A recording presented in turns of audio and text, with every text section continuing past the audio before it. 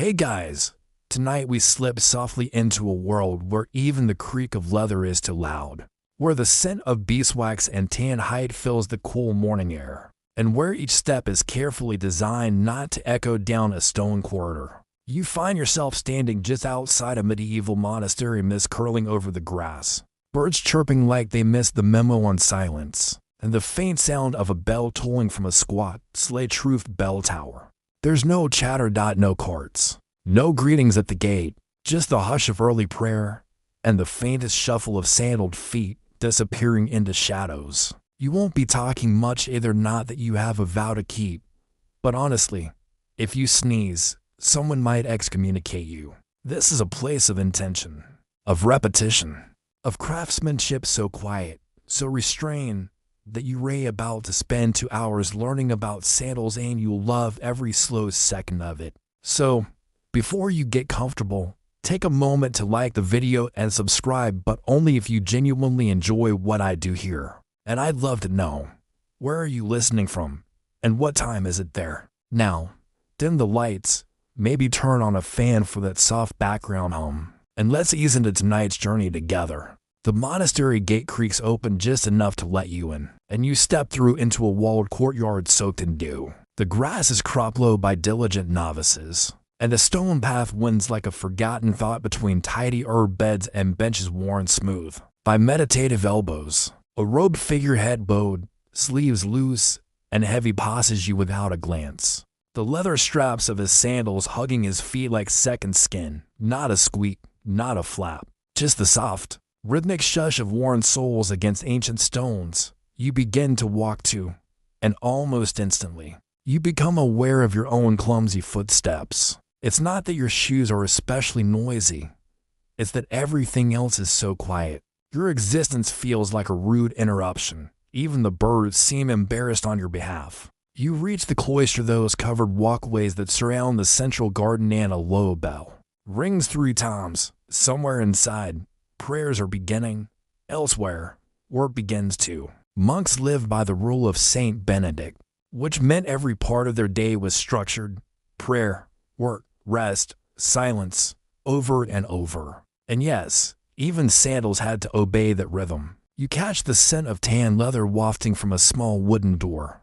The hinges groan softly, probably the loudest thing aloud in this entire place. Inside, the sandal workshop flickers with candlelight, and you race struck by how little space it takes to craft something that will cover so many miles of quiet purpose. The room is lined with wooden benches, low tables, and shelves stacked with leather scraps, bundles of hemp cord, beeswax blocks, and bundles of soft wool. Everything smells of effort and patience. A young monk sits bent over his lap, gently scoring the edge of a half-cut sole with a tool that looks a little too sharp. For someone so sleep-deprived, his movements are deliberate, nearly meditative.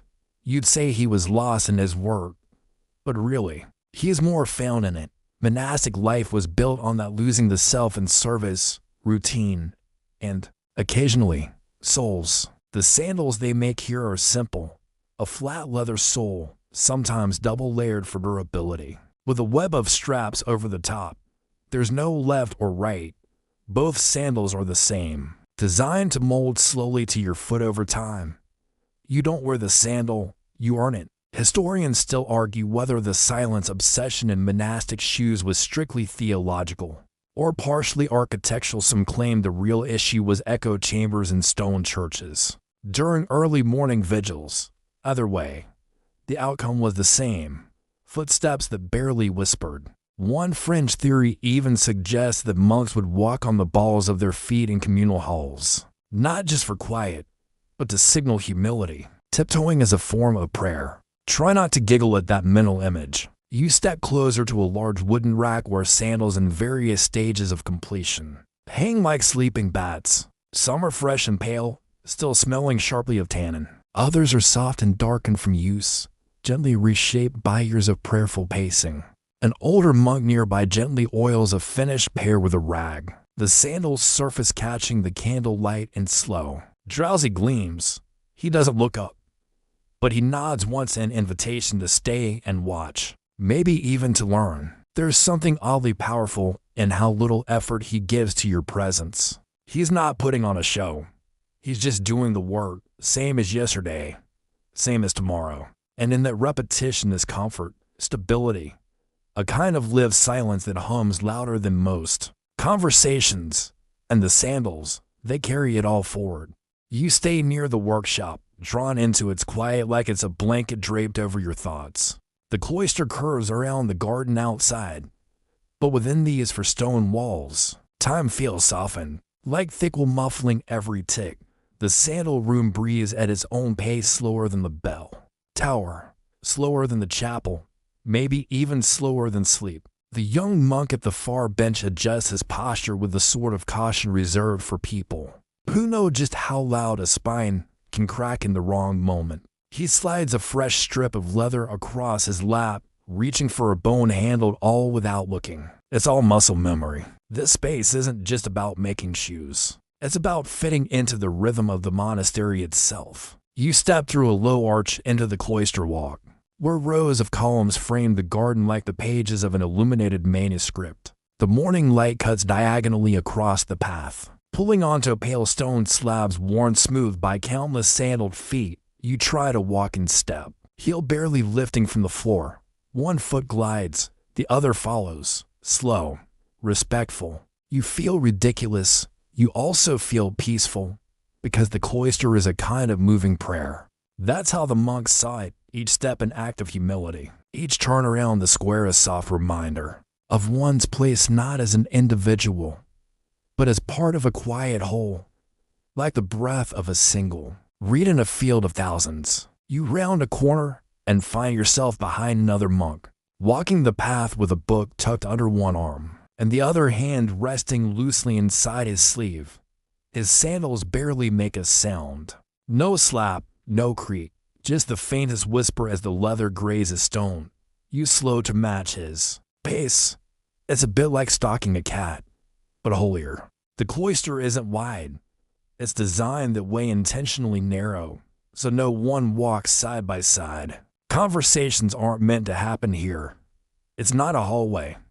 It's a loop for your soul, a circuit for the spirit to wind down, lap after lap, until your thoughts settle into the groove worn by centuries of quieter men. This was where monks breathed between obligations, prayed without speaking, moved without disrupting the peace of others, and the sandals those humble, open-toed marvels were a part of that spiritual silence.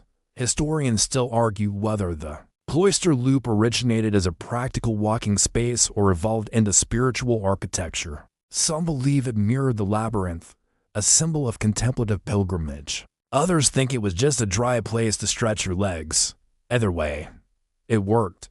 It still does. The old monk with the oiled sandals appears again, carrying a small wooden box toward the west corner. You follow, careful not to disrupt his rhythm. The box is full of fresh leather, some cut, some still raw along with beeswax, a small sharpening stone, and a wrapped bundle of linen thread. He places it down with the sort of reverence you'd expect from someone presenting communion. Every tool has its place, every scrap of leather its potential. There's no rushing here, no tossing pieces aside, nothing wasted. Even the offcuts become patching material or straps for novice sandals, and silence. It's not a restriction. It's a kind of companion. One fringe theory suggests monks begin crafting their own sandals simply to avoid the small talk of tradesmen who visited the monastery. Monks, apparently, would rather learn to tan hides than endure chatty cobblers. You pass a small wooden board hung discreetly by the workshop door. On it is etched a Latin phrase in careful letters, Sicut ambulamus, ita sumus, as we walk. So are we. It hits a little harder than expected, because in this world, how you walk is who you are, not just physically, but spiritually. No swagger, no stomping, no toe-tapping impatience. Just the soundless rhythm of someone who's learned how to be present. You step once more into the workshop and take in the details you missed the first time. A loop of twine hangs from a ceiling beam, heavy with sandal molds carved from soft wood, each shaped to fit a particular monk. Some are tall, some small. One is oddly wide, almost square. No judgment, just accommodation. The work tables are covered with smooth, worn cutting boards, little bowls of beeswax, and bone tools arranged like relics. Nothing sharp is left unattended. Nothing cracked is discarded. Even tools are respected like brothers. A small shelf contains finished pairs, stacked neatly. Each is tagged with a tiny bit of parchment, bearing only a name and a symbol, sometimes a cross, sometimes a fish, sometimes just a single line. You run your fingers gently across the straps of one. The leather is supple, dark with oil and time, and shaped into curves that remember someone else's walk. You pause. This isn't a shoe store, it's an archive. Each pair is a story told in steps, one that never needed a voice to be heard. You find yourself tracing the edge of a workable now, fingertips skating over notches and grooves worn into the wood by generations of focused monks. This isn't just a workspace. It's a sanctified surface, a sacred bench where discipline and dexterity meet without a single spoken word. A monk glides past, clutching a wooden box beneath one arm. He nods barely and disappears through an arched door carved with vines. The box, you guess, holds souls, or prayers, or both. Because for monks in the Middle Ages, the line between the physical and the spiritual was porous. Their daily sandals weren't just footwear. They were part of their rule system, as detailed as it was demanding. Composed by Saint Benedict in the 6th century. You've probably heard of it. If you've ever made a daily to-do list and then felt morally superior about crossing off wake up and hydrate, you've glimpsed the Benedictine mindset. But the rule of Saint Benedict was no cozy bullet journal. It laid out how monks should pray, eat, work, speak, or rather, not speak and, yes, walk. Every action had meaning. Every gesture had weight. Monks weren't just encouraged to live, simply they were required to. And that meant the things they wore had to reflect that inner humility. No flashy buckles, no embroidered straps, and heaven help you if your sandals squeaked. You imagine Brother Ambrosius in year 11, 23 getting scolded for squeaking during matins. The Lord hears all, brother, but must he hear your left foot more than your prayers? One of the lesser known, but documented aspects of the rule was the emphasis on moderation.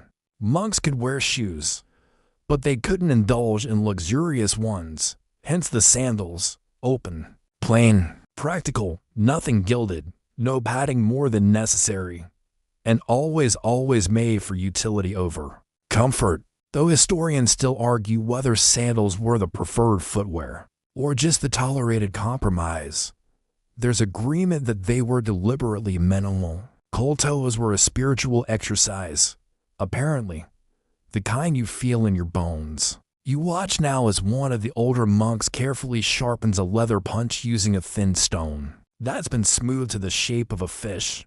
The symbolism doesn't escape you. Fish are silent. After all, everything here is a quiet metaphor. Even the sandals themselves reflected monastic ideals. Their construction required patience. Their straps, precision. Their soles, enough thickness to shield but never to cushion too much. Because comfort, you see, was considered suspicious. What began as a philosophical stance became design language. And there's a logic to it. If your sandals are just comfortable enough, but not more, you're constantly reminded to walk mindfully. Every step becomes an act of discipline, of presence. One fringe theory insists that monks measured sole thickness using the width of their thumbnail, a natural ruler, close at hand, and impossible to abuse. If you think that sounds absurd, remember, this is the same world where bread crust thickness might be regulated by abbey statute. The monk, sharpening his tool, finishes, wipes the blade on a cloth, and lays it gently beside a fresh length of cord. There's no rush. The work doesn't serve ambition, it serves rhythm. And here's where the beauty comes in. Because that same rule that dictated what to wear also mandated manual labor. Monks weren't meant to live in purely spiritual abstraction. They were expected to work, not just fill fields or copy text, but make things, shoes, furniture, baskets, cheese, even beer. You can see the difference it makes in the sandals. These aren't production line products. Each one is slightly unique, shaped for a particular monk, a specific walk. The straps align with individual toes. The soles molded by use and repetition. No one here is mass-producing holiness. They're walking into it. You step into a dimmer alcove of the workshop now, where sunlight filters through a narrow window like gold spun into silence. There, an apprentice monk probably no older than 20 sits hunched over a sandal frame, threading waxed linen through a series of tiny holes. He works slowly, pulling each stitch taut, pressing the knot gently with the flat of his thumb. Every few moments, he pauses to align the strap, then continues. His lips move slightly, not words, just counting. Historians still argue whether these early cobblers saw themselves as artisans or merely functionaries. The truth, likely, is both. They didn't sign their work. They didn't sell it, but they cared. You can see it in the craftsmanship and the patience. There's a bowl beside the apprentice filled with small pebbles. You ask yourself why, then realize they're weights for pressing down the leather while it cures. No fancy clamps, just nature and time and gravity. Another monk enters the alcove, carrying a tray with a few sandals ready to be polished. He stops to check on the apprentice, then does something subtle but telling. He rests a hand lightly on the young monk's shoulder. A single heartbeat of affirmation. Not a word is spoken. You get the sense that, here, silence doesn't mean absence. It means presence. In this world, making a sandal is a kind of prayer, and walking in it, that's how you speak it. The candlelight flickers low in the alcove now, and you move back toward the main workshop, where the air is thick with the earthy scent of beeswax, leather, and patience. Everything is so hushed that you notice the tiniest things, like the way the wax block squeaks ever so faintly as a thread is drawn across it, or how the bench creaks just once when a monk shifts his weight. After what might have been an hour of unmoving work, you're watching a process that hasn't changed in centuries. A monk with broad hands and weathered eyes sits by the main table, slowly tracing the outline of a sandal sole onto a fresh sheet of leather. The hide has been soaked, softened, and rested overnight. It's supple, but still holds resistance, just like the ideal monastic mind. He uses a wooden stylus rather than a metal one, because it leaves no groove in the workbench and doesn't ring against anything. Everything here is deliberately quiet, right down to the tools themselves. When you think of shoemaking, you probably picture hammering brads, nails, metal taps. Not here. There's no banging, no iron tacks, not even a mallet to complain about. This is the monastery's silent craft. Everything is stitched, pressed, or laced. And if something absolutely must be tapped into place, it's done with a wrapped stone or a padded block. You watch the monk select a narrow-bladed knife to cut the sole. He doesn't grab it from a pile, he lifts it from a dedicated niche in a wooden rack, almost reverently. Tools aren't possessions here. They're companions. Each one has a shape and a feel, and every craftsman has their favorite. He draws the blade along the outline slowly, holding the leather down with his free hand. Fingers spread, confident. The knife glides without protest, just a soft whisper of resistance as fibers part. It's weirdly hypnotic. Historians still argue whether monks innovated these silent methods specifically to aid prayer, or if it was simply a product of necessity. Stone buildings, echoing halls, and lots of early risers. But either way, it became part of the DNA of monastic craftsmanship and part of the monk's identity. That same monk lifts the sole and flips it over, checking the cut for balance. His thumb brushes the edge once, then, satisfied, he moves on. No celebration. No muttered "nailed it," just another step in a sequence repeated more times than anyone can count. This isn't work for applause. It's work for alignment. Fringe records from a 14th century Italian monastery note that younger monks were forbidden from making their own sandals until they first spent a year maintaining others, learning to oil, clean, repair, and above all listen to the leather. They were taught that until they could hear what the hide needed, they weren't ready to shape it. You pass by another worktable where leather strips are soaking in a shallow wooden tray. A thin film of oil glistens on the surface, probably olive or rendered animal fat. This softens the leather for strap making and prevents cracking when the final product dries. Across the room, a small fireplace hums gently. It's not for warmth, it's for heat curing specific soles. A flat slate stone sits above it like a cooktop, where finished sandals are left to set. You wonder if any have ever roasted by accident. Surely one overly enthusiastic novice has crisped a pair into medieval nachos. The monk there uses a wooden paddle to shift the sandals gently.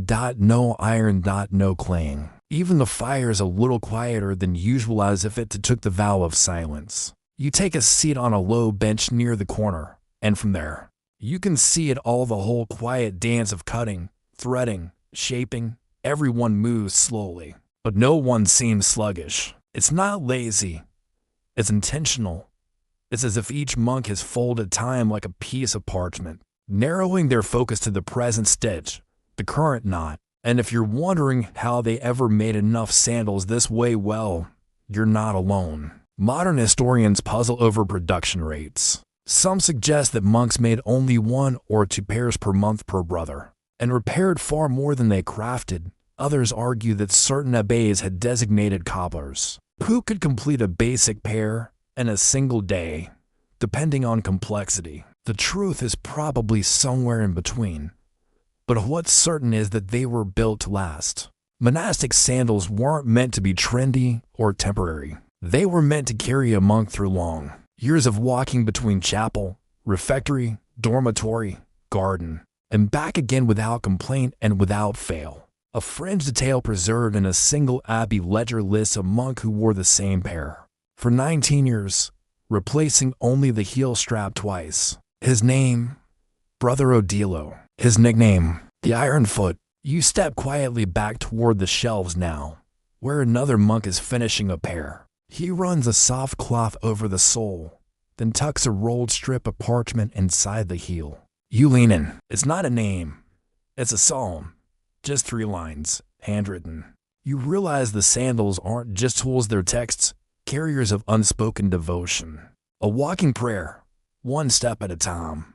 You shift your weight on the low bench and glance once more at the monk smoothing the sole. With each gentle pass of his cloth, the sandal glows with a quiet sheen of beeswax and time. It's a humble object, yes, but it gleams like something loved. And now, you're curious. Because a sandal, no matter how spiritually meaningful, needs more than just faith to exist. It needs tools. And here, those tools are as sacred as the rule of Saint Benedict itself. To your right, a small cabinet stands open, revealing the monastery's carefully curated collection of cobbling tools. No clutter, nothing flashy, just simple, purposeful implements lined up like choir members waiting for the bell. First, the awl, a short, sharp tool with a smooth wooden handle, perfect for piercing clean holes through thick leather, used to guide the stitching thread. It's simple but surprisingly hard to master. The monks don't twist or jab with it, they press, slow and steady, aligning each hole like a note and a melody. Then there's the strap knife, short-bladed, crescent-curved, often with one side wrapped in linen for grip. These were used to shape and taper the long leather thongs that held the sandal snug across the foot. A well-cut strap meant no pinching, no slipping, no squeaks, and in a cloister, squeaks were basically the devil's ringtone. Historians still argue whether monasteries had their own full-time blacksmiths to maintain these tools, or if they were traded and borrowed from nearby villages. Some orders preferred self-sufficiency in everything, right down to her smelting. Others were content to sharpen their blades on stone wheels and pray for edge retention. You run your finger gently along the rim of a polished lastic-carved wooden foot shape, used as a form to build the sandal around. This one is small, with a faint imprint of leather dye around the heel. It's not labeled, but you suspect it belonged to a monk long gone. These last were rarely shared. Each was made to match the contours of one brother's feet, not out of vanity but out of devotion to form. Just as each soul had its own path, each foot had its own shape. There's something deeply personal about that, a silent acknowledgement of individuality within a world that often discouraged it. You spot the hemp twine necks wound into thick, braided hanks and nestled beside wax blocks. The monks used this cord to stitch the sandals, pulling it slowly through each punch hole and sealing it with beeswax for durability. The wax also served another purpose. It muffled the sound of the thread as it moved. Imagine that. Even the stitching had to be quiet. A fringe account from a Welsh priory mentions a novice who was assigned the task of waxing thread for 3 weeks straight before being allowed to stitch a single sole. According to the notes, his thread sang less after the 3rd week. A compliment, apparently. At another worktable, a monk leans over a leather strap, pressing it flat with what looks like a bone spatula. You realize it is a bone spatula repurposed from livestock long since turned into stew. No waste here. Even the ribs of dinner could find new life as she polishers. There's no rush, no quotas, no stress. Every tool serves a function.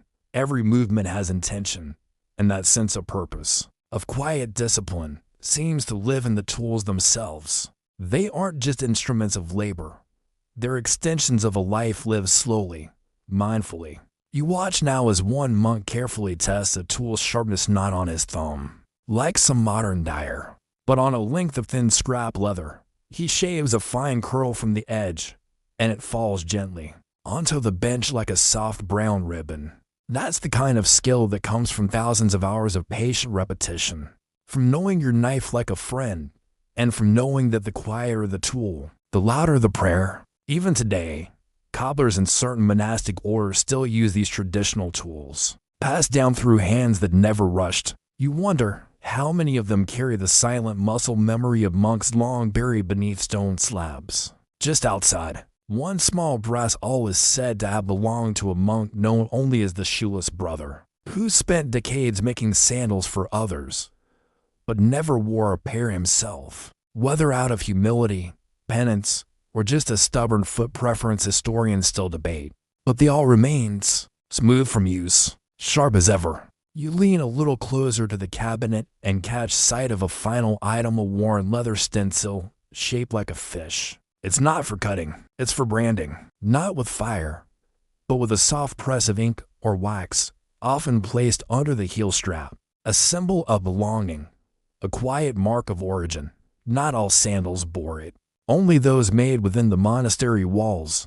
So, while a layperson might buy a pair of sandals from a traveling shoemaker, only the silent ones, those made with rule-bound hands and whispering tools, carried the fish. And you realize something. These tools, these simple objects of bone and wood and twine, they tell a story more honest than any illuminated manuscript, not because they're loud, but because they're still here, still sharp, still waiting for the next monk to pick them up and quietly begin again.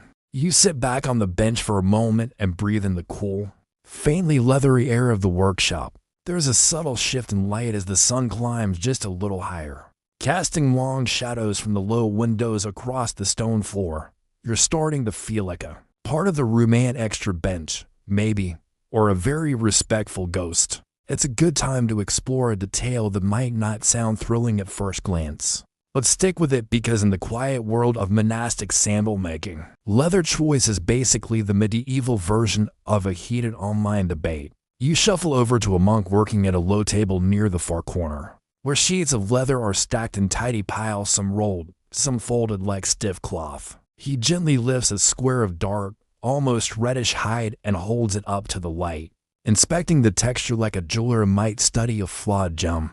This is no ordinary selection process. In the monastery, choosing leather isn't about luxury, it's about purpose. Each type had its strengths, its weaknesses, and its silent commentary on humility. Cowhide, the default for most sandals, was sturdy, relatively easy to shape once soaked, and durable enough for long walks across uneven stone floors. It was the plain white bread of the monastery, not fancy, but utterly dependable.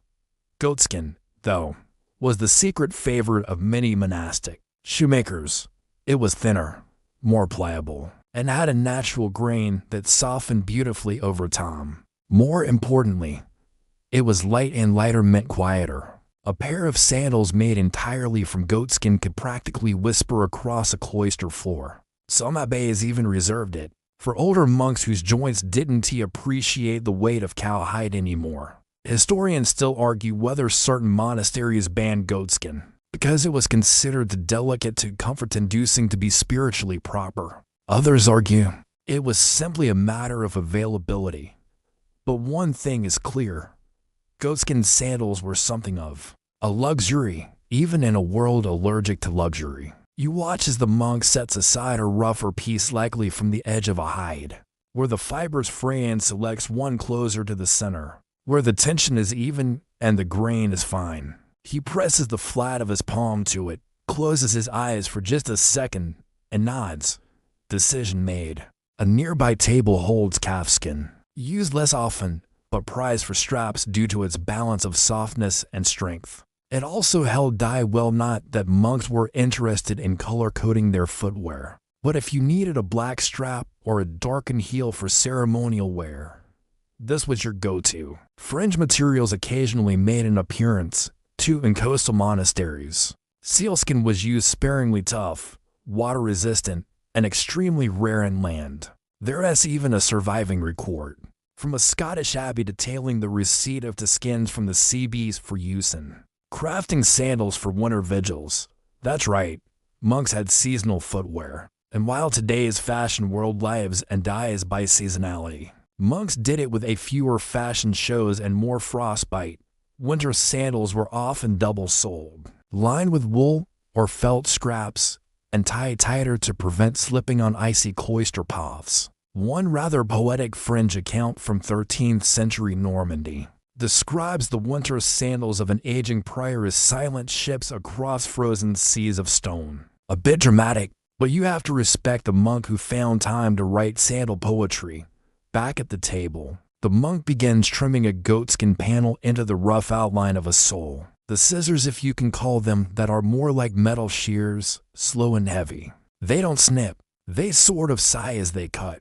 Every movement is measured, and each slice is final. No second chances here. Leather, like virtue, doesn't forgive hasty cuts. He pauses to test the flexibility of the piece by bending it gently over the curve of a small wooden form. It bends without creasing, a good sign.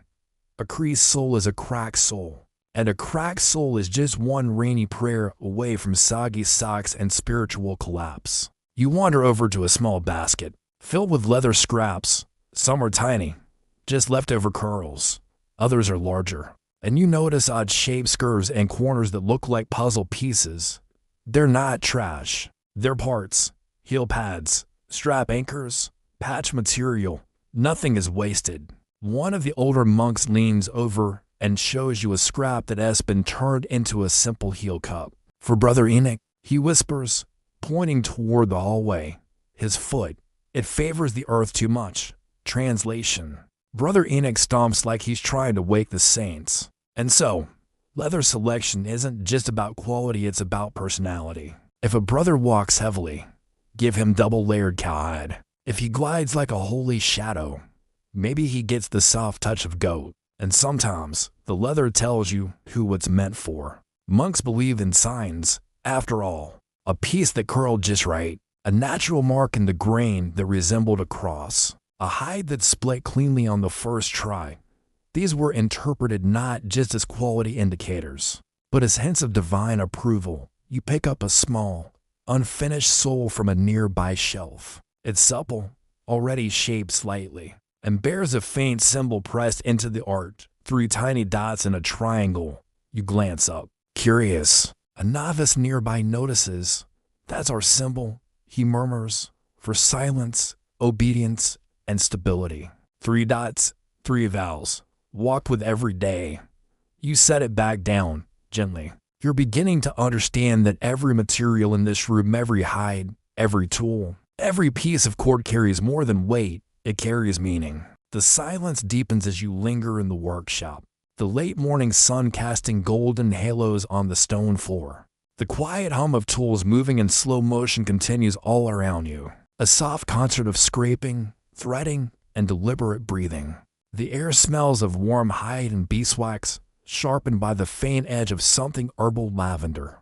Perhaps from the garden just beyond the cloister. You follow the scent until you reach the edge of the sandal-making room, where a wide, arched Window opens toward a herb garden brimming with more than just seasoning. Because as it turns out, medieval sandals weren't only about leather and laces, they were about comfort, care, and yes, sometimes even foot hygiene. You step out beneath the arcade, your own steps echoing faintly before vanishing into soft soil. The herb beds are low and orderly, planted in square patterns bordered by bricks and boxwood. Monks kneel here, clipping sprigs of thyme and sage, filling woven baskets with chamomile, comfrey, and rosemary. Now, let's talk about what no one at your average dinner party ever brings up: medieval feet. They weren't great. Between cold stone floors, long hours of walking, and a vow to wear the same sandals season after season, monastic feet took a beating. Calluses, chafing, bruising from kneeling, all par for the course. The monks, of course, had no spa days, but they did have herbs, and they had rituals. One monk brushes past you with a bundle of mint and rue, bound with twine. He nods slightly and turns toward a small side room, more of a cubby, really tucked off the main walkway. You follow, naturally. You're in too deep to turn back now. Inside, a low stone basin sits beneath a trickling pipe. The water smells faintly of rain and limestone. A wooden bench holds several neatly ranged bowls of dried herbs, oils, and crushed powder. This is not a kitchen. This is a foot care station, or, in medieval monastic terms, a lavatorium for the lower limbs. Historians still argue whether these little washing stations were primarily about hygiene or humility. Some suggest they were part of the rules. Emphasis on caring for one another, monks washing the feet of their brothers as an act of devotion. Others think they were purely practical, a way to prevent the monastery from smelling like a locker room designed by someone who hated windows. A monk pours a ladle of warm water into the basin, sprinkles in a pinch of lavender and sage, and dips in a bundle of clean cloths. He doesn't speak, but gestures for you to sit. This is happening, apparently. You lower yourself to the bench, and he gently removes one of your shoes, not a sandal, sadly. But he forgives you and begins patting your feet with a warm, herbal cloth. The water is just the right side of hot, and the smell hits you like a sleepy daydream. You try to act casual, like you've had your feet professionally washed by a medieval ghost before. This ritual wasn't uncommon. Once a week, sometimes more during feast days or holy weeks, monks would gather in small groups to wash feet. The water was infused with whatever herbs were in season: lavender in summer, rosemary and sage in winter, and sometimes crushed myrtle leaves for healing when feet were cracked from long barefoot vigils. And here's where it loops back to sandals. Because leather, as you've learned, isn't invincible. It cracks, it stretches, it soaks in sweat, rain, and snow. The monks needed to care for their feet not just for comfort, but to preserve the integrity of their sandals. One fringe theory, probably coined by a particularly poetic friar, claimed that a neglected foot sins against its sandal. A bit dramatic, but you get the point. You glance around the foot washing room and notice a small bottle tucked in the shadows. The label's long worn off, but the wax seal at the top bears 3 petals, likely a blend of rose oil, used, you imagine, for high-ranking brothers or on holy days, when even the humblest toe deserved a bit of floral indulgence. You imagine the secret indulgence of it: rose oil between the toes, beeswax balm on the heel, and a freshly cleaned sandal waiting nearby. For a community that rejected materialism, monks sure knew how to pamper with purpose. In fact, certain orders, particularly the Cluniacs, were rumored to be a little more particular about foot care than others.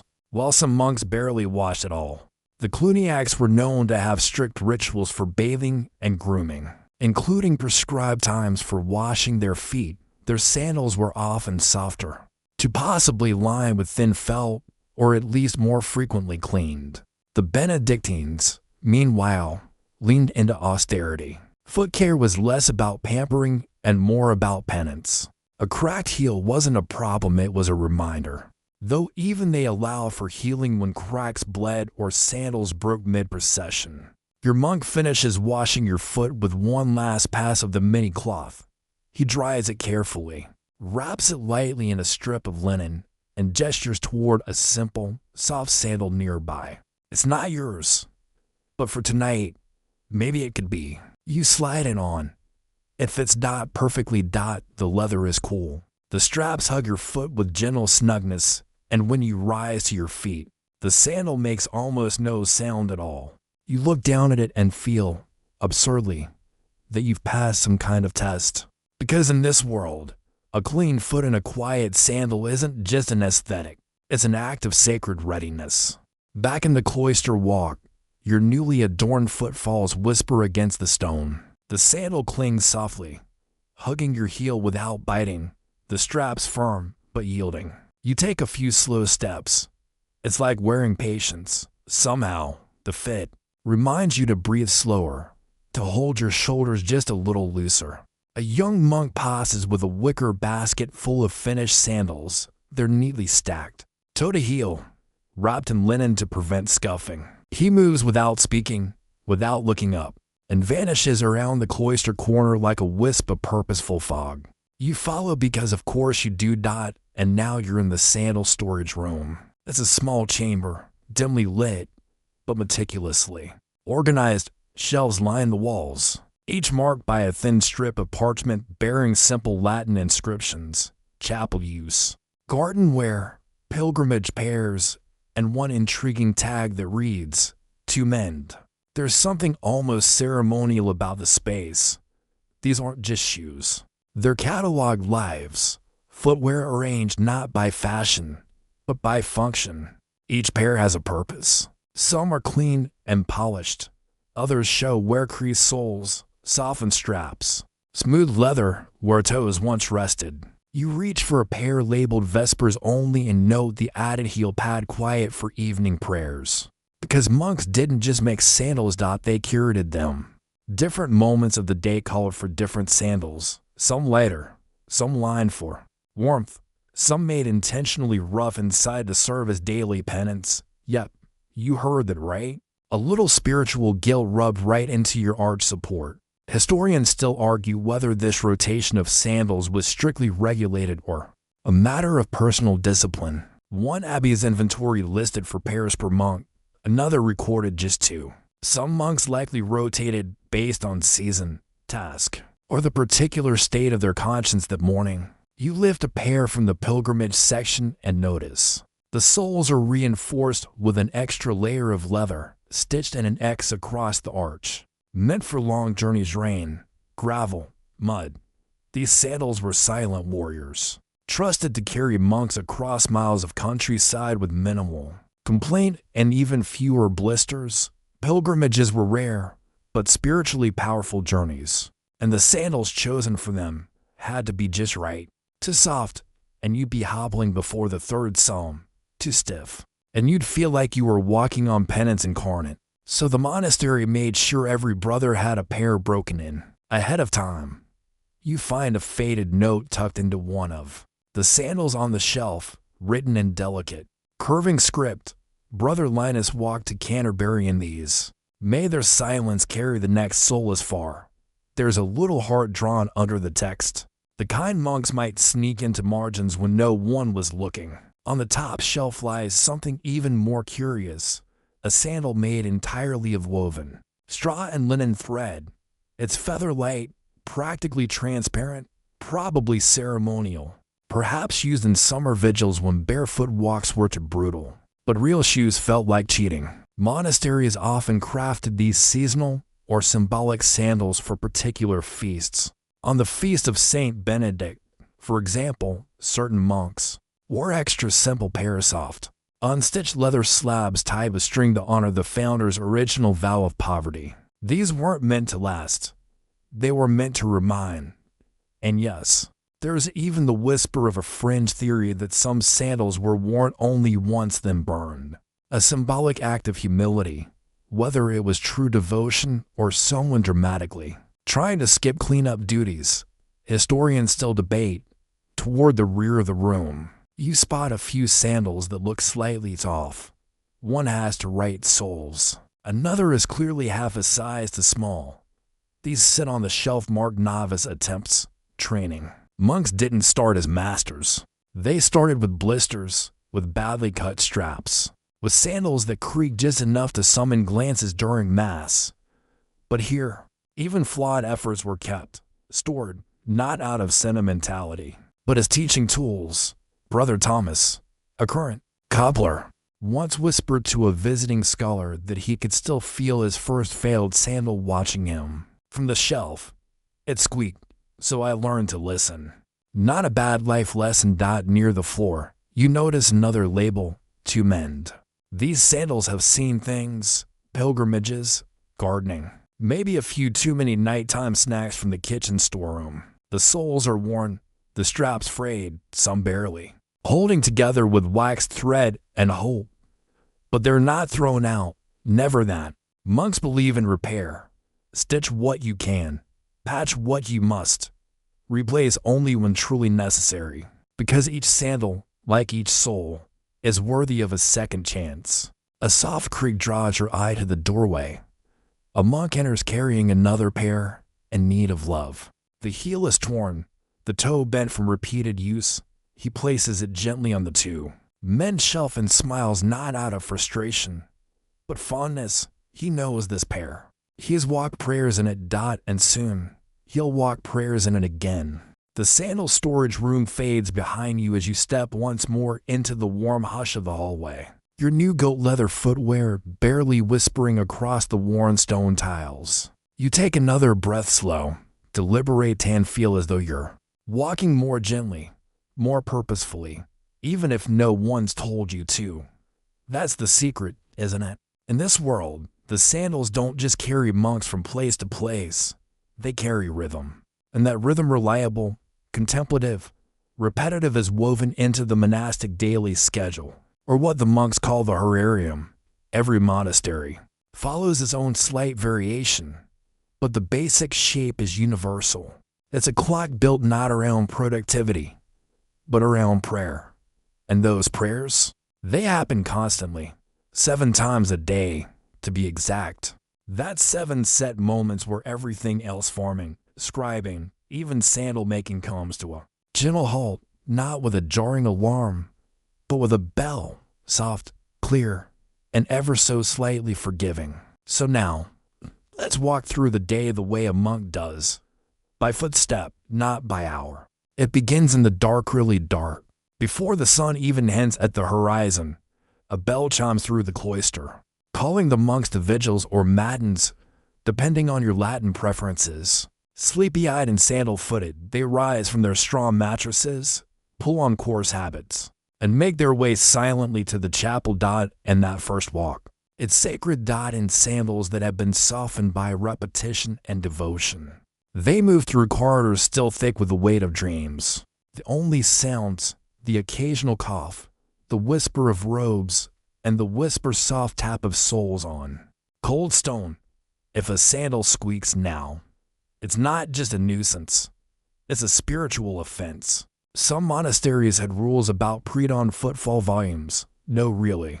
A too heavy step during vigils could lead to extra chores or, worse, being reassigned to the latrine detail for a week. Not exactly eternal damnation, but definitely unpleasant. After prayers, they return for a short rest, then rise again for lauds when the sun finally shows up to lend a hand. By now, sandals have warmed with the feet and movements are smoother. The monks break their fast, usually a small bit of bread or porridge, and head off for manual labor, which includes gardening, brewing, copying manuscripts, and yes, SHOEMAKING. In the sandal workshop. As the day brightens and the light grows kinder, the pace picks up, the awls come out, the knives are sharpened, each stitch still slow but now carried by momentum. The monks don't talk, but their hands speak fluently in rhythm. Left pull, right pull, knot, press, trim, repeat. Time passes, not with clocks, but with bells. The next one marks towards the 3rd hour of the day. Not a break, exactly, but a shift. The monks pause, pray, then continue. By sext, midday, the sun sits directly overhead. The sandals creak a bit more now leather expands in the heat, and even silent souls need a moment of adjustment. The monks head to the chapel again, then to the refectory for their main meal. Picture it, dozens of monks walking in unison, each in a handmade pair of sandals, each step sensing with the next like the quiet beat of a prayer drum. The floor cools their feet, the leather flexes just enough to allow comfort but never indulgence. A full meal, yes, but eaten in silence, with only one monk reading scripture aloud for the room. Even digestion is devotional. And after that, none. No, not none as in nothing. None as in the 9th hour of the day. More prayer, more silent steps, more sandals walking the same short paths that have been walked for decades, even centuries. Some monks grow so familiar with these daily footpaths between cell, chapel, and cloister garden that they can walk them with eyes closed. It's said that Brother Julian of Exeter once completed the entire Herarium blindfolded, as a form of spiritual discipline, or perhaps because he lost a bet. Historians still argue which. The day drifts toward evening now, and with it comes Vespers, the evening prayer. Sandals that were firm in the morning now feel like extensions of the body. The leather has molded again to the monk's gait, shaped not just by design, but by repetition. It's like the sandal knows the floor by heart. After Vespers, the monks eat again later this time. Maybe soup or boiled vegetables. Then more silence, more walking. By Compline, the final prayer of the day, the sandals are tired, not worn out, just at rest. The straps are loosened, the soles eased. Monks file one last time into the chapel by candlelight, walking so quietly it's said you can hear the wax drip. And then the bell tolls sleep. The sandals are placed at the foot of each bed neatly, always neatly, facing the same direction, ready for the same rhythm to begin again tomorrow.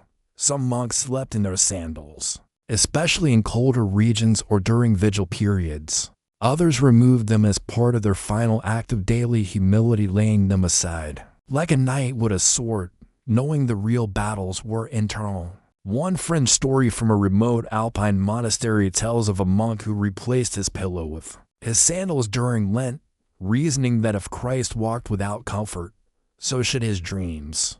The result? Likely neck pain, but a well-intentioned heart. So you see, the sandals weren't just tools of travel. They were metronomes of meaning. From the first groggy step before sunrise to the final candlelit shuffle toward bed, every movement was made with care, quiet, yes, but full of purpose. And in that purpose, a kind of peace. The shadows stretch long now, and the faint scent of beeswax lingers on your fingers as you press them gently against the cool stone wall. Moving once again through the cloister, you find yourself tracing the same path the monks do habit forming. In more ways than one, you're starting to understand that the monastic sandal isn't just a physical object. It's a living record, a document written in creases, where patterns, and softened straps. And perhaps nowhere is that more true than in the story of a single, curious figure you're about to meet. Not directly, of course. He's long gone. But his sandals, tell quite the tale. Meet Brother Amabilis, whose name, ironically, means lovable. He lived in a monastery tucked deep in a misty valley of Burgundy sometime in the early 12th century. His biography is stitched together from fragments, marginal notes, and a copy of the Psalter, scribbled inventory lists, and one incredibly passive-aggressive letter from the cellar about unauthorized shoemaking at night. That's right, Brother Amabilis was a sandal rebel. While most monks followed the usual pattern day work, approved materials, standard designs, Amabilis took quiet liberties. His sandals were unconventional. His first offense. Rounded soles. Traditional monastic sandals were flat and straightforward, designed for stability, simplicity, and absolute silence. But Amabilis, he crafted soles with gently curved edges, modeled after the shape of a boat. The idea, supposedly, was to reduce wear on the edges and allow the foot to roll more naturally while walking. Historians still argue whether this was innovation or insubordination. Some suggest Amabilis had a genuine desire to improve the craft. Others think he just really hated how his feet felt during lauds. Either way, the result was a sandal that moved more fluidly and, rumor has it, made the other monks jealous. Then came his second experiment, double strap cross-lacing. Instead of the usual straps tied simply over the arch and heel, Amabilis began threading additional ties diagonally across the top of the foot, crisscrossing like a lazy lattice pie crust. The result, a snugger fit, less slippage, and, unfortunately, more visible creativity. Because in the monastery, subtle rebellion doesn't always come with shouting. Sometimes it comes with an extra strap. One marginal note in a tattered codex reads, wear strange shoes again. They do not squeak, but they do boast. You like this guy already. Even his materials were unorthodox, while most stuck with standard cowhide or goat leather. Amabilis began experimenting with vellum scraps, the same fine calfskin used for manuscript pages. Leftovers from the scriptorium. Slightly too thin for books but perfect for inner linings, a fringe account claims. He once used a discarded piece of vellum that had half a prayer still inked on it. So, theoretically, every time he walked, he stepped on half a psalm, whether that's inspiring or mildly blasphemous. Well, historians still aren't sure. But the most telling artifact comes from a surviving pair of sandals attributed to Brother Amabilis, now locked in a dusty monastery archive in central France. They're worn, yes, but unmistakably different. Curved soles, stitched linings, and faintly etched into the arch of the left sandal. Barely visible, a tiny fish, facing backward. Why backward? No one knows. But some say Amabilis believed humility meant walking against the current. You can't help but smirk at the dot despite his quiet rule bending. Amabilis was never expelled, nor even officially disciplined, likely because he was useful. His sandals outlasted everyone else's, and he quietly trained the younger brothers in his methods, albeit unofficially. His nickname, the Cobbler Ghost, stemmed from his habit of working alone at night. Sandals lying in rows like sleeping ducklings. And here's a bit of an unexpected twist. Late in his life, Amabilis apparently returned to the standard sandal design. Flat sole, simple strap, no flourishes. When asked why, according to a faded note in the Abbey log, he simply said, "The foot no longer wanders. The shoe must follow." Poetic, absolutely. Clear, not really. But it gives us something to chew on, metaphorically. Like all good monastic quotes, you step now into the Abbey's record room, where parchment scrolls and soft-bound ledgers rest on heavy wooden shelves. It's here the monastery recorded sandal inventory, repairs, materials received from neighboring villages, and sometimes rarely quirks like Amabilis's. A log entry from 1123 reads, 5 hides received, 1 set aside for experimental use. Brother A requests silence regarding its purpose. Another, 1 sandal returned for adjustment. Brother Amabilis notes that the heel sings. The heel sings. You can't make this stuff up, and maybe that's the magic of it, in a world built on uniformity. Amabilis carved out a little space for curious defiance, not loud, not scandalous. Just a slightly better arch, a cleaner strap angle, a more breathable lining. All for the sake of walking prayerfully without pain. He wasn't trying to be remembered, but his sandals, they remember him. You walk back out into the cloister now, your own steps just a bit more deliberate, and as the breeze stirs the ivy along the stone walls, you think of all the quiet rule benders in history, the ones who changed things not with fire and noise, but with a better pair of shoes and the patience to wear them in.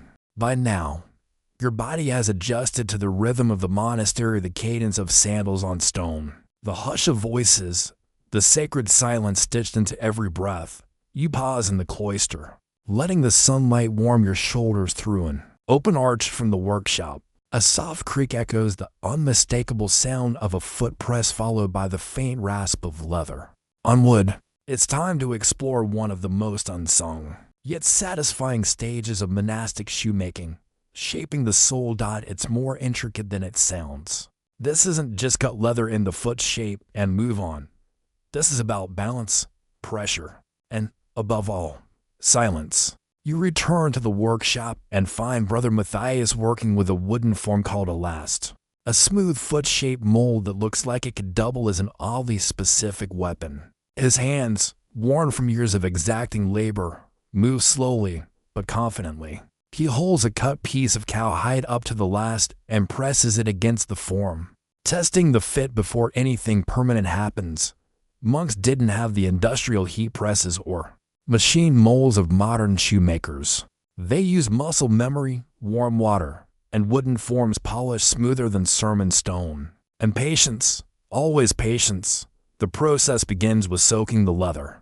This softens the fibers and allows the monk to stretch and shape the hide gently. Over the last, as you watch, Brother Matthias pulls a damp sole blank from a shallow basin of water. He doesn't squeeze it dry, he wants the moisture to linger, just enough to let the hide bend to his will. He lays it over the last and begins pressing with the ball of his thumb. Working slowly from toe to heel, the leather gives a little, then holds. He taps a small bone tool against the arch, pressing it into place with a delicate firmness that feels reverent. That's the thing about shaping sandals here, it's not just craft. It's a form of devotion. Every step is performed with the kind of mindfulness you usually find in deep prayer or very high-stakes origami. Once the general form is shaped, he'll secure the leather to the last with slender wooden pegs. No nails, no glue, just pressure and patience. The sandal sits like that for hours, sometimes days, depending on the thickness of the hide and the humidity in the air. Historians still argue whether some abbés had specialized drying rooms for sandal shaping. A few surviving ledgers suggest heated stones were used to gently accelerate the process, while other sources insist any artificial speeding up was frowned upon. Let the leather breathe as the soul must, one monk apparently wrote, possibly, while being a bit dramatic about sandals. A quirky bit here: some monks would mark the sole with their own insignia before shaping it. Nothing elaborate, just a few pricked dots or a tiny carved cross. Not to claim ownership, these weren't Nike Air Psalms, but as a kind of quiet accountability. If the sandal failed, you knew who stitched it. Occasionally, these marks show up centuries later in archaeological digs. A few even sparked wild academic debates over whether the marks were purely functional or had magical protective purposes. Yes, magical sandals. Not exactly Hogwarts, but close. The drying stage was also when custom adjustments were made. Brother Julian, for example, had one leg slightly shorter than the other, a not uncommon occurrence in the days before modern orthotics. So his soles were shaped with a subtle incline to correct for the imbalance, not enough to draw attention, just enough to prevent a limp. Other monks had bunions, corns, or particularly wide toes from years of barefoot penance. Their lasts were modified, carefully padded with linen or sheep's wool to prevent irritation. Because even in a world of holy denial, a blister could still bring down your prayer game. There's even a recorded incident of a monk refusing a new pair of sandals because the shaping was too luxurious. He claimed the arch support made him feel prideful. The shoemaker, clearly frustrated, noted in the ledger, Brother Anselm will have no curve under his sole. He prefers humility through discomfort. Sure, Anselm, you tell yourself that while limping to Vespers, back at the shaping bench, Brother Matthias lifts a finished sole from its last. It holds its form now elegant, smooth, just a bit darker from the drying. He flips it in his hands and checks for warping. None. A success. He adds it to a short stack of completed soles. They lie there like resting wings, still, precise, but waiting for purpose. You run your fingers over the top one. It's not soft, but it's not stiff either. It flexes with gentle pressure, like it's ready to become something more. That's the in-between moment. You're witnessing the liminal stage of a sandal, not rawhide, not yet a finished shoe. It's becoming, and you, in your own way. Or 2. You've felt the weight of the shaping, the slow press of effort, the quiet intention behind every crease. You're starting to move slower, think longer. Notice the small things, the way the leather darkens when warmed by touch, or how the curls of trimmed hide fall to the floor like slivers of parchment. Here in the workshop, shaping a soul isn't just part of SHOEMAKING. It's part of becoming monastic. Silent, balanced, measured. And maybe, like Brother Matthias and his sandals, you're learning to fit the shape of something larger than yourself. One press, one breath, one careful curve at a time. You wander now toward the far side of the workshop, where a subtle but steady tap, tap, tap draws your attention like a moth to a candle. You're not quite supposed to touch. The sound is delicate, barely audible, but rhythmic, hypnotic, repetitive, in the most satisfying way. This is the domain of Brother Conrad, and what he's doing isn't shaping or trimming. It's something both simpler and harder, stitching the upper strap of a sandal by hand, with waxed linen thread and the kind of needle that would make modern shoemakers cry soft, nostalgic tears. You move closer, and the detail reveals itself. 2 overlapping leather flaps, one with holes already punched, the other waiting. His fingers are gnarled but deft, and each motion is smooth as water over stone. The needle goes in. The thread pulls through. He shifts the tension, adjusts the grain, and starts again, sewing. In a monastery is not a hasty task, especially when it comes to sandals, which must be both durable and discreet. One squeaky stitch, one misplaced thread, and suddenly you're disrupting the quiet flow of compliment like a toddler wearing bubble wrap. The thread itself is a work of modest genius.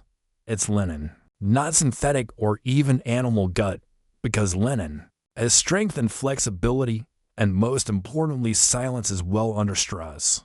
The monks boil it briefly, then wax it using beeswax harvested from their own hives. This seals the fibers, adds grip, and prevents fraying.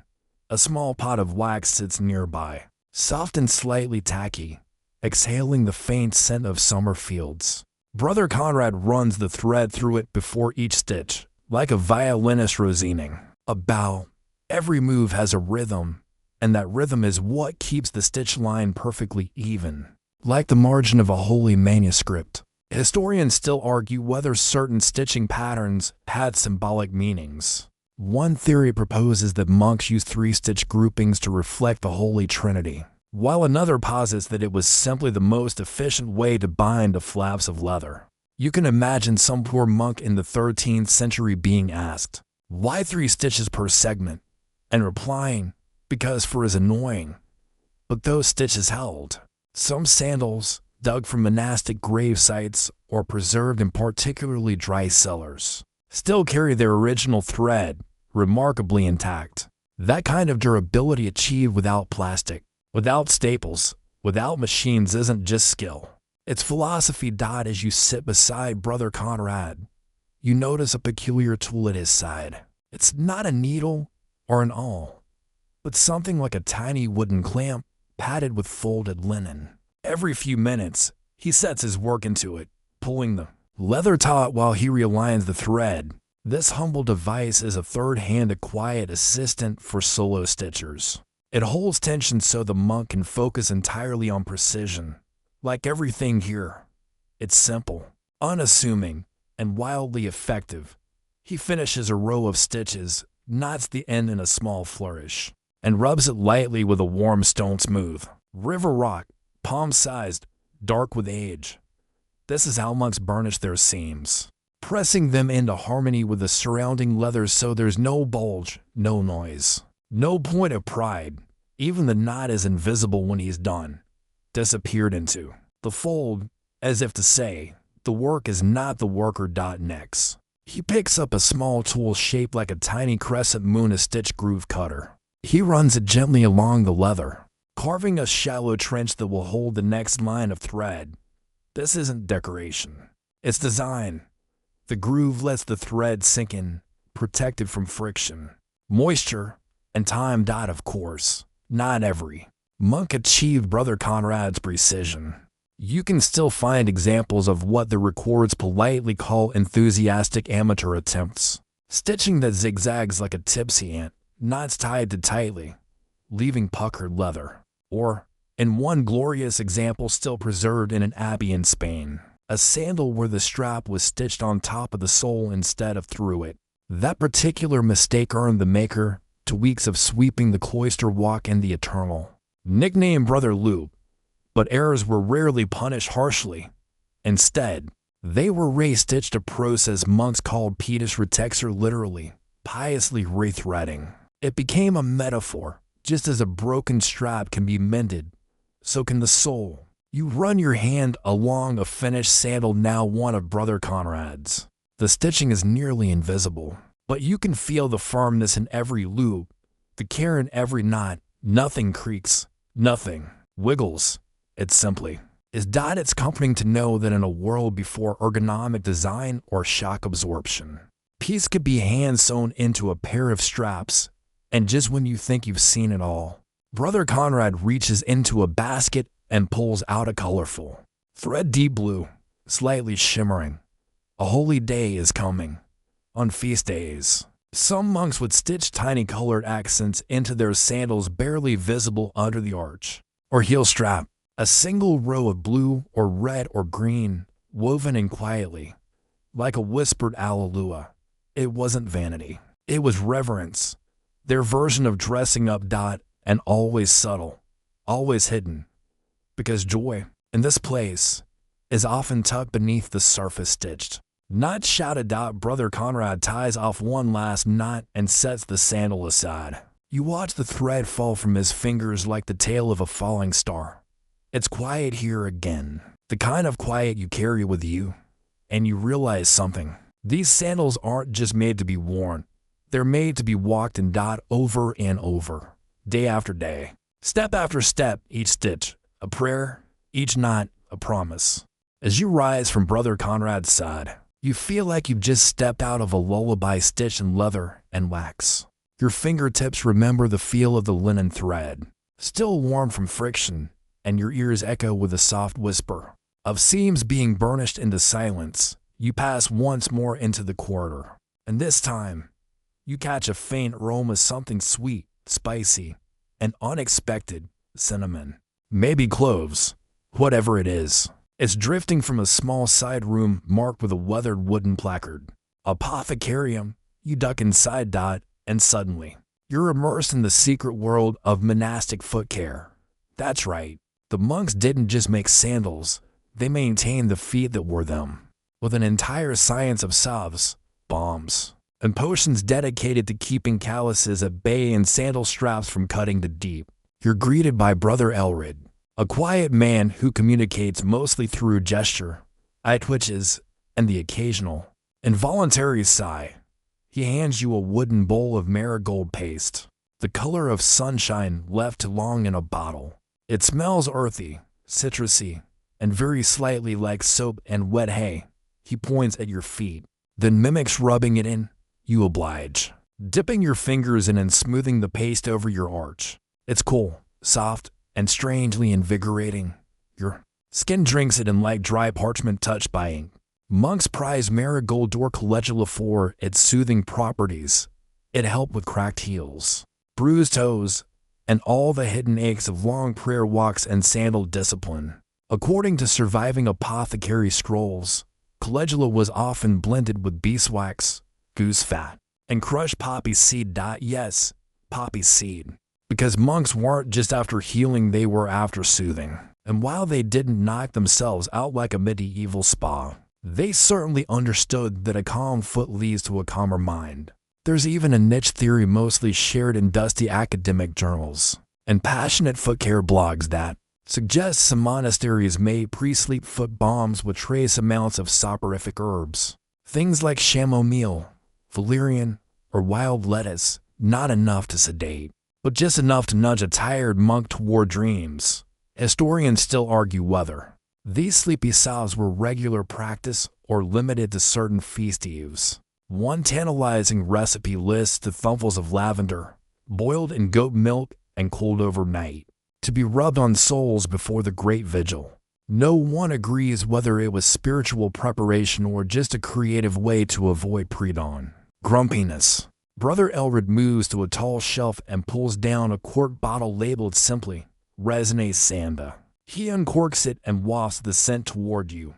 It's rich, piney, almost resinous. This is sandal balm, specifically for the leather, not the foot. Because yes, monks oiled their sandals, not every day, of course, but regularly, using a blend of pine sap, olive oil, and sometimes a whisper of clove or myrrh. The goal wasn't to scent the air during prayer, although one monk was once reprimanded for walking like incense. No, this was maintenance. You learn that each pair of sandals had its own small satchel of care supplies, thread, balm, linen patches. These were often stored under the monk's bed or in a shared cloister cubby. Taking care of your sandals was a spiritual act, a tiny ritual of mindfulness. In fact, one monastery in the Rhineland even wrote up a formal sandal care rule, an actual list of best practices that included: never leave your sandals damp. If cracked, anoint them as you would your own skin. Rotate them weekly as you would your meditations. Do not envy another's soul. That last line became something of a joke among the younger novices, who used it sarcastically anytime someone got new footwear. Oh look, Brother Oswald got a fresh pair. Do not envy another's soul. Remember? Brother Elred motions you over to another bench, where a few monks are engaged in what looks like foot washing, an ancient Christian practice that took on new life in monastic settings. Here, it's both spiritual and practical. The feet are soaked, dried, checked for injury, then gently treated with herbal oil. A quiet ritual of care between brothers. You roll up your robe and dip your feet into a basin. The water is lukewarm, infused with rosemary and thyme. The sensation is, how else to say it, impossibly comforting.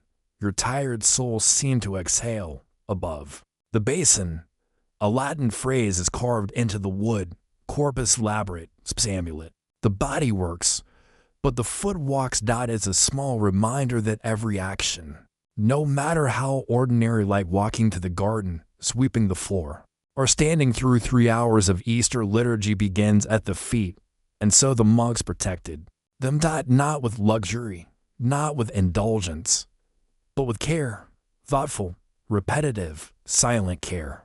As the foot bath finishes, Brother Elred offers you a clean cloth and gestures to a basket of fresh sandals, their straps glinting faintly with a fresh coat of oil. He doesn't say which pair to take. He just watches. You choose the simplest. Sliding them on, you feel the difference immediately. They don't cling or chafe. They know your foot, somehow. Or maybe your foot has finally learned how to fit the shoe. You walk back toward the cloister, with a balm-softened step, lighter, warmer, still silent. But now, you know that every silent footfall isn't just about noise. It's about intention. The breeze curls around you now as you step back into the cloister walk. Sandals newly conditioned and feet still tingling faintly from the herbal soap. There's a softness to your stride, a slow, grounded grace you didn't have before. The scent of rosemary lingers, mingling with the damp stone and sun-warmed ivy as you move past arched columns and toward one of the more curious corners of monastic life. The sandal records. Yes, records, because in a place where every hour is counted, every prayer recited on cue, and every silence observed with near military precision, sandals were documented, not just their creation, but their wear, their repair, even their retirement. You slip into the scriptorium annex, the narrow wing just past the herbarium, where the scent of parchment and dried thyme compete for dominance. Here, amid the shelves of bound ledgers and loose vellum sheets, monks recorded not just scripture and saints' lives, but the logistical hum of the monastery's souls. There it is, a modest folio titled De Calcis Fratrum on the shoes of the brothers. You flip through pages yellowed by centuries and softened at the corners. The handwriting shifts from scribe to scribe, but the structure remains astonishingly consistent. Each monk is listed by name or assigned number, followed by sandal type, strap, sole thickness, fastening style, date, issue, condition upon issuance, notes on fit or adjustment, repair, and treatise meticulous. Some monks had more than one pair, depending on the season. Lighter soles for summer, thicker leather in winter, though even these were a far cry from plush comfort.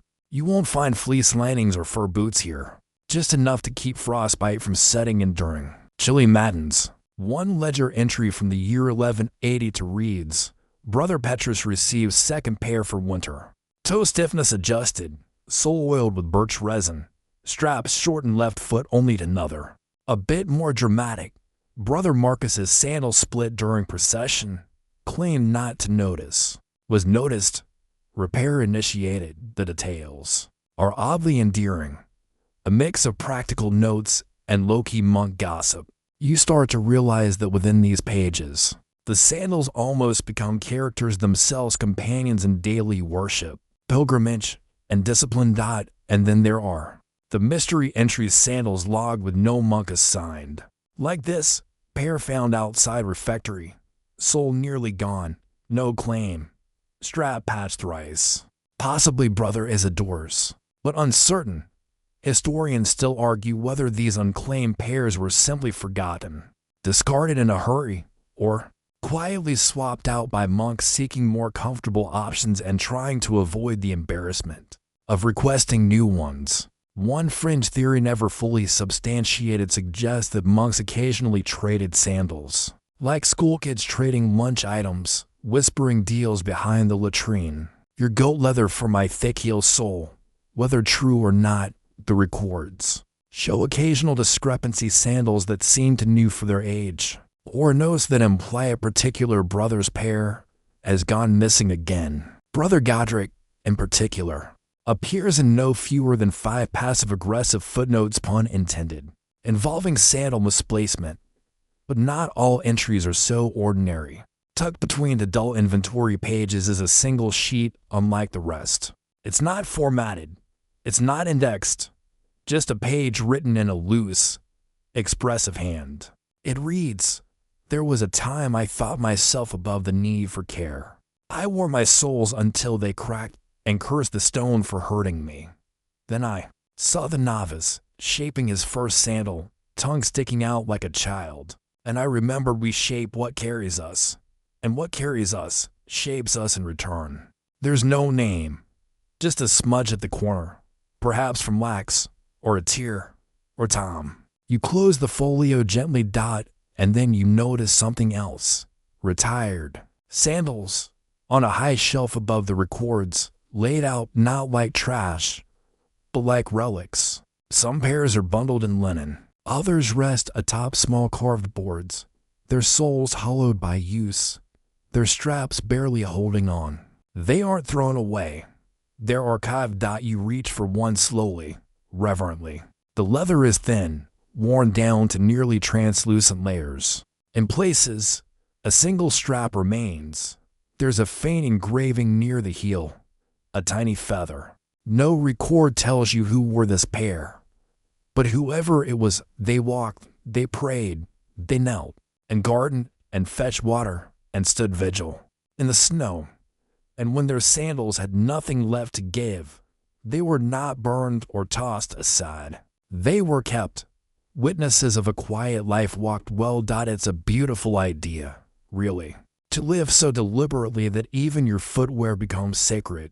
And in a monastery where the rule of Saint Benedict teaches humility, service, and balance, these records show something else, too, that even the smallest thing, a stitch, a sole, a strap, can matter deeply. Even the sandal tells your story.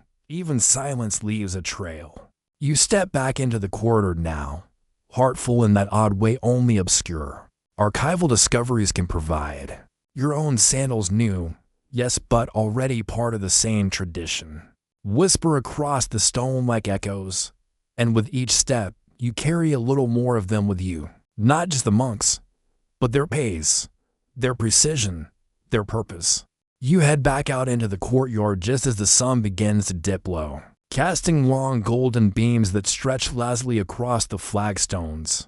The hush of evening is starting to settle, and with it, a gentle change in rhythm. You move slower now, not because you're tired, but because the day seems to invite it, every sound a little softer, every footstep more meaningful. You wander toward the covered walk near the novice dormitory, where you find a sight both familiar and quietly revelatory. A line of sandals, arranged in perfect order, soles outward, neatly lined beneath a wooden bench. This isn't just tidy storage. This is communal craftsmanship, displayed not as vanity, but as rhythm, a kind of unspoken poetry that connects the brothers, one stitch, one step, one silence at a time.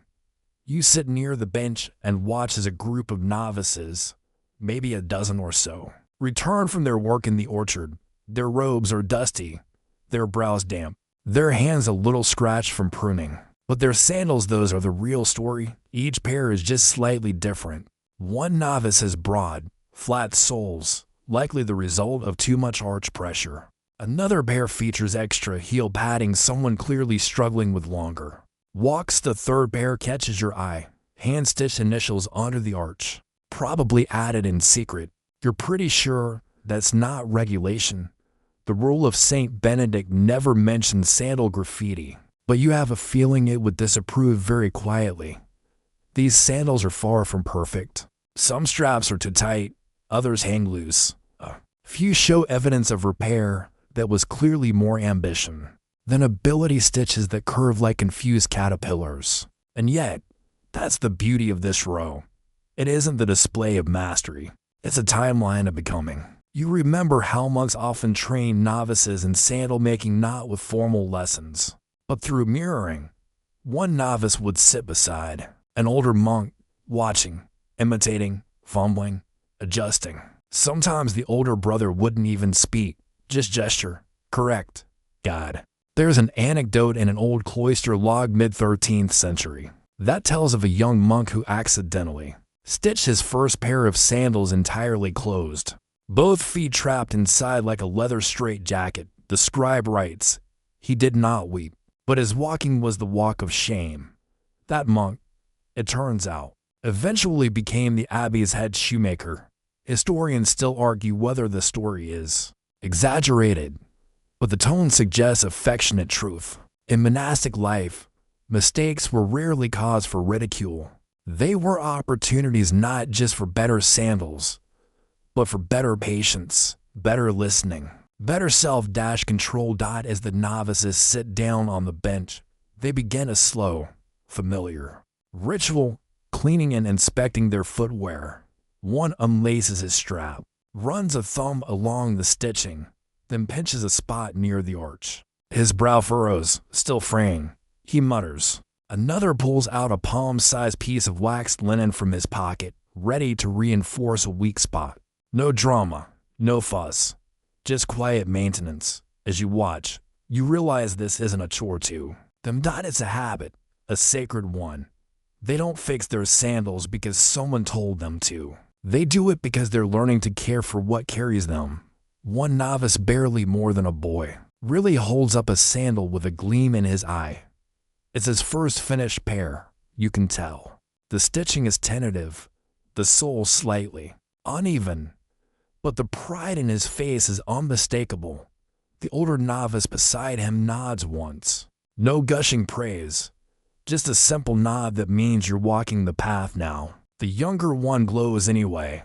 There's something deeply reassuring about this scene, about the way these novices, still learning, still stumbling, are already part of something so much bigger. Their sandals will carry them to chapel, to meals, to the fields and workshops. They will wear out. They will be repaired, and one day, they may be placed on a shelf in the archive. Sole pressed flat from use, straps worn smooth with time. And still, they will matter. Because in this world, nothing is wasted, even the scraps have purpose. One basket near the wall catches your attention, filled with trimmings, loose threads, old broken straps. At first glance, it looks like a pile of leather trash, but a small sign above it reads, Ad novum for ma'am, toward a new form. You learn that monks often repurpose scraps into bookmarks, binding strips for manuscripts, or even soft patches for wounded animals at the abbey's modest infirmary. A sandal's second life might be under a goat's splint or securing a traveling psalter. Even in discard, there's intention. The bell rings for the evening meal, low and mellow, echoing through the cloister. The novices begin slipping their sandals back on. No rush, just quiet coordination. They rise together like the tide, each footfall a soft reminder that the day is not over. Merely shifting, you follow them, sandals whispering alongside theirs, and you realize something as the shadows lengthen. Here in this monastery, a simple object becomes sacred not by divine miracle, but by attention. By hands that shape, by steps that repeat. By novices learning to walk in the wisdom of those who came before. And just like that, you are part of the line, a step among many, a silence among centuries. You step into the refectory with the others, the air rich with the scent of lentils, herbs, and freshly baked rye bread. The meal is simple as always but comforting. And though the sandals on your feet are dry and quietly settling in, your thoughts haven't strayed far from them. Because here, even in the quiet of dinner, the rhythm of walking is never far behind.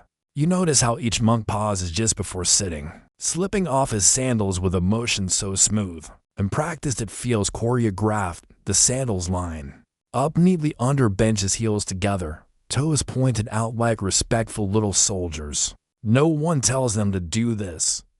It just happens, because it's always happened.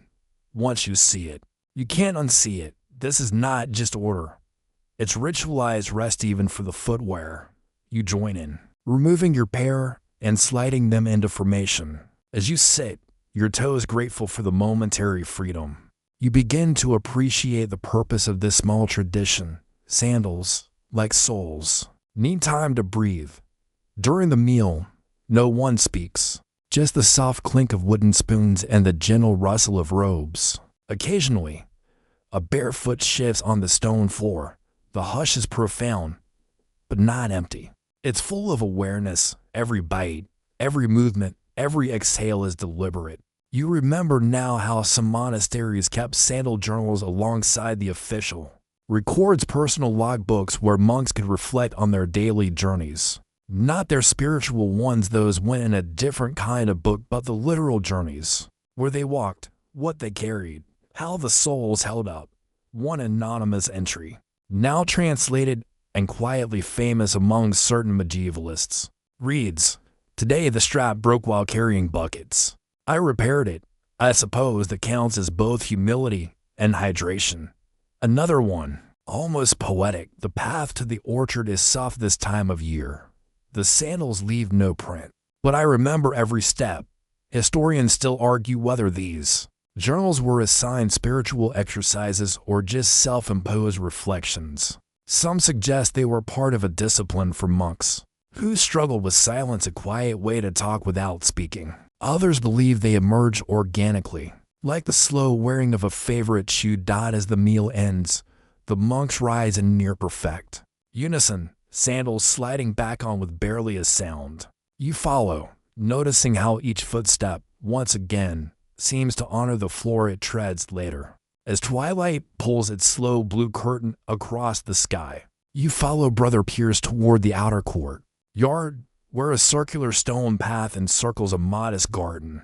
It's a kind of walking meditation space, not formal, like a labyrinth, but designed for slow pacing, reflective strolls, and of course, it's walked in sandals. Here, silence becomes movement.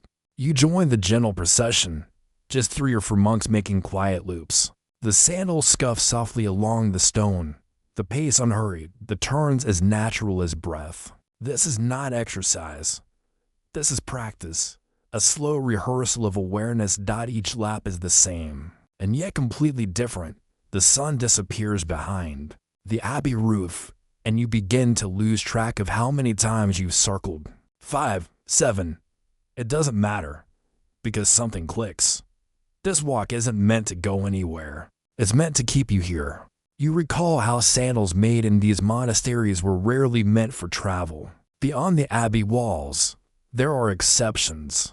Of course, pilgrims, errand bearers, and the occasional diplomat, but mostly, these sandals were homebound, designed not for roads, but for repetition, worn paths, familiar steps, sacred routes between cloister, chapel, and workshop. The leather adapted to the monastery like roots adapting to soil, and in turn, the monastery adapted to the pace of its sandals. Walkways smoothed by centuries of footfall, garden paths kept clear for the daily prayers. Thresholds rounded not by chisels, but by rhythm. There is something touching about the mutual shaping, and yes, sometimes even monks had favorites. There's a half-joking, half-sincere passage in one abbey's rulebook noting that a brother shall not develop undue affection for a particular sandal to the point of idolizing it, which is hilarious. Because how can you not feel a little fondness for the thing that carries you day after day without complaint? You finish another lap, and as you do, you notice the way your own sandals have started to respond differently, softening at the edges, flexing with the gravel beneath them. They're beginning to learn you in that quiet, invisible way only the best things do, and you, in turn, are learning to walk their way slow, steady, reverent. Even the night air seems to walk with you, now, rustling the leaves with a rhythm that matches your steps. The monastery doesn't sleep just yet, but it exhales, and your sandals press into the ground one more time, not as strangers, but as part of the monastery itself. Just as every footstep carries a person, every quiet step becomes a prayer.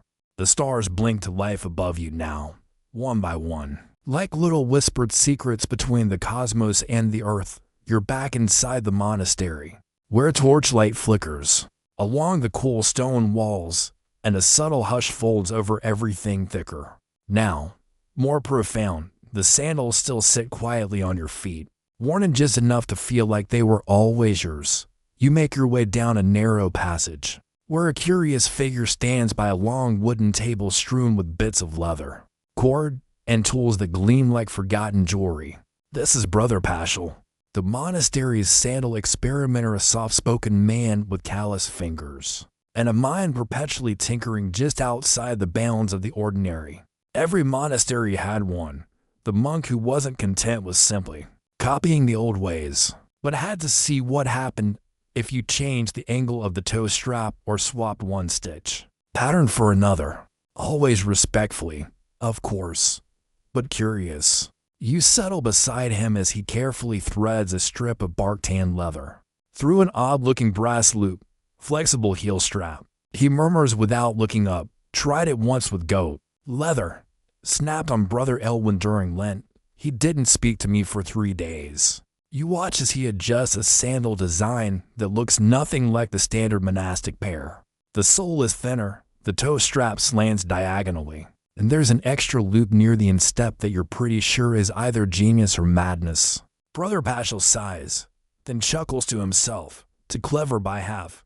He sets it aside. This is the unwritten side of sandal-making, the trial and error, the little innovations that were often undocumented but deeply influential. Historians still argue whether certain improvements in monastic footwear like the dual strap and step, or the raised heel wedge originated here in secluded abbés or in secular cobblers' shops. Monks were quiet, but they were keen observers of comfort. They didn't invent shoes, of course, but they refined them, and not always out of luxury. Sometimes necessity drove invention. One winter in the 14th century, records show that a sudden shortage of cattle hide led to the temporary use of felted wool soles, stitched tightly and layered with fish glue. According to the surviving notes, they squeak like pennants but warm the foot, which is now my new favorite product review from the past 800 years. Brother Paschal gestures to a worn book near the edge of the table. You open it and find page after page of sandal sketches, most of them simple, some shockingly ornate. Swirling heel decorations, notched soles, even a toe loop that makes your eyes narrow in immediate suspicion. These were never worn. These were dream sandals, quiet inventions, imagined improvements, spiritual footwear blueprints. Some may have been tested, others likely remain forever on the page, tucked away like ideas not yet ready for the world. And yet, their presence says something, even in a place bound by tradition. There is space for evolution. One entry reads, "If we are to walk well, we must not walk exactly as those before us, but walk with their wisdom and a new shape." You glance up at Brother Paschal. He shrugs, was trying to make a sandal that hugged the ankle without biting it, came close. Some of his experiments were seasonal adjustments like detachable soles for icy mornings, or soft inlays made of compacted moss. He once tried lining a pair with spun flax, but the results were less than impressive. The threading swelled in the rain, took 3 days to dry, sounded like I was walking in porridge. Still, not every invention failed. One feature that became standard in some Benedictine communities: slit-toe straps, for better breathability and grip, seems to trace back to Brother Paschal's notes. And though few thanked him at the time, later records refer to the Paschalian instep modification, which sounds positively grand until you realize it was literally just moving a strap 2 inches south. But this is how improvement works in a world of silence and simplicity, quietly, slowly. ITER why not? No fanfare, no patents, just better sandals for better walking toward better peace. As the night deepens, Brother Paschal begins cleaning up his tools. You help placing awls into narrow slots, rubbing wax from a blade, folding a small square of suede he was planning to test next week. There's something deeply calming about this shared silence, and you realize this isn't tinkering for the sake of novelty. It's careful adaptation, rooted in tradition, but not bound by it. And isn't that the heart of the monastic life? Pattern, yes, but one you step into with awareness, one you may, very gently, adjust as your foot learns the ground beneath it before you leave. Brother Paschal hands you something, a narrow strip of leather etched with a small design 3 loops and a cross. Prototype bookmark, he says. Didn't quite hold. You slide it into your robe pocket anyway. And as you walk away, the sandals on your feet carry not just centuries of tradition, but small, sacred acts of innovation. The kind of changes no one notices at first. Until one day, the silence feels just a little more comfortable. The night has grown full and blue by now. The stars steady above the monastery like gentle eyes keeping watch. You move through the quiet halls, your sandals padding soft against the cool stone. Each step balanced between wakefulness and something deeper. You're not heading anywhere in particular, just walking. Because sometimes, walking itself becomes the practice.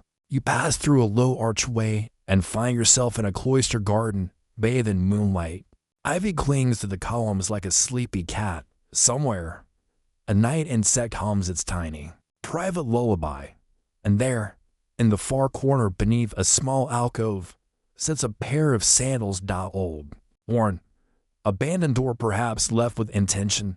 You sit beside them, curious. They're arranged neatly, facing outward, as if their owner simply vanished mid-stride.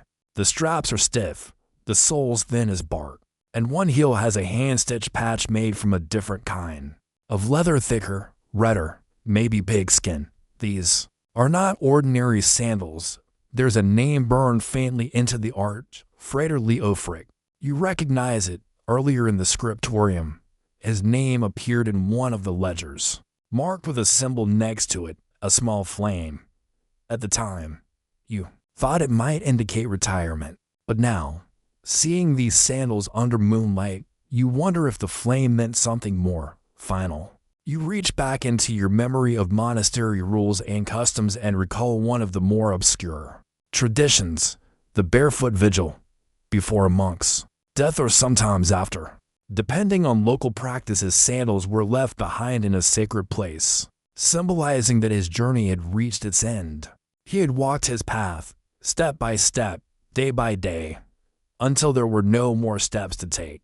Historians still argue whether this ritual was universal, or reserved only for certain revered brothers. In some records, sandals were burned, and others buried. But here, these have been preserved, and there's a quiet kind of beauty in that. You gently trace the edge of one sandal. The leather is cracked but strong. The sole is bowed from years of pressure at the ball of the foot. You can almost feel the pattern of his walk, not just where he stepped, but how. Was Frederik Ofric a brisk walker, a shuffler? Did he pause often, leaning into the earth with thought, or was he the sort who walks silently and steadily, gliding between the chapel and garden with barely a creak of strap? You'll never know. And that's okay, because these sandals tell you enough.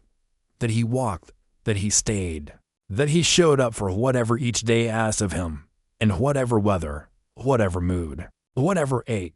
There's a small wooden tag tied to one of the buckles.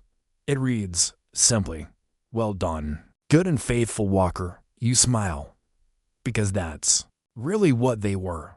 These monks, not just servants of faith, not just scribes or brewers or healers. They were walkers. Measured walkers, purposeful walkers.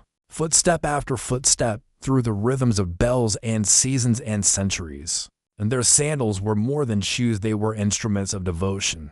Even silence, after all, needs a vehicle. You stand and leave the sandals untouched. They belong here, watching, resting. And as you walk on feet, gently pressing your own path into the sleeping garden, you begin to sense the many layers beneath your step. Not just stone and dirt, but footsteps. Footsteps under footsteps, worn into the soul of the place. Literal soul prints. The monastery has held thousands over the centuries, every one of them wearing, repairing, shaping sandals, every one of them bound by the same loop of leather, the same knot of routine, the same yearning for quiet purpose. One monk famously wrote, "The Lord does not ask us to fly, only to walk well, with sandals tied." It was meant as spiritual encouragement. But you can't help chuckling. Imagine modern motivational posters with that phrase. A pair of medieval flip-flops framed by candlelight. And yet, it's true. You don't have to fly. Just walk well. You pass another niche. This one filled with folded robes, each labeled carefully, some untouched for decades. And beneath them, sandals, paired, stored, waiting. It's like a library of footsteps, a wardrobe of intent. And it hits you how personal sandals were to their wearers, yet how anonymous they become over time. There's a tension there, but not a sad one.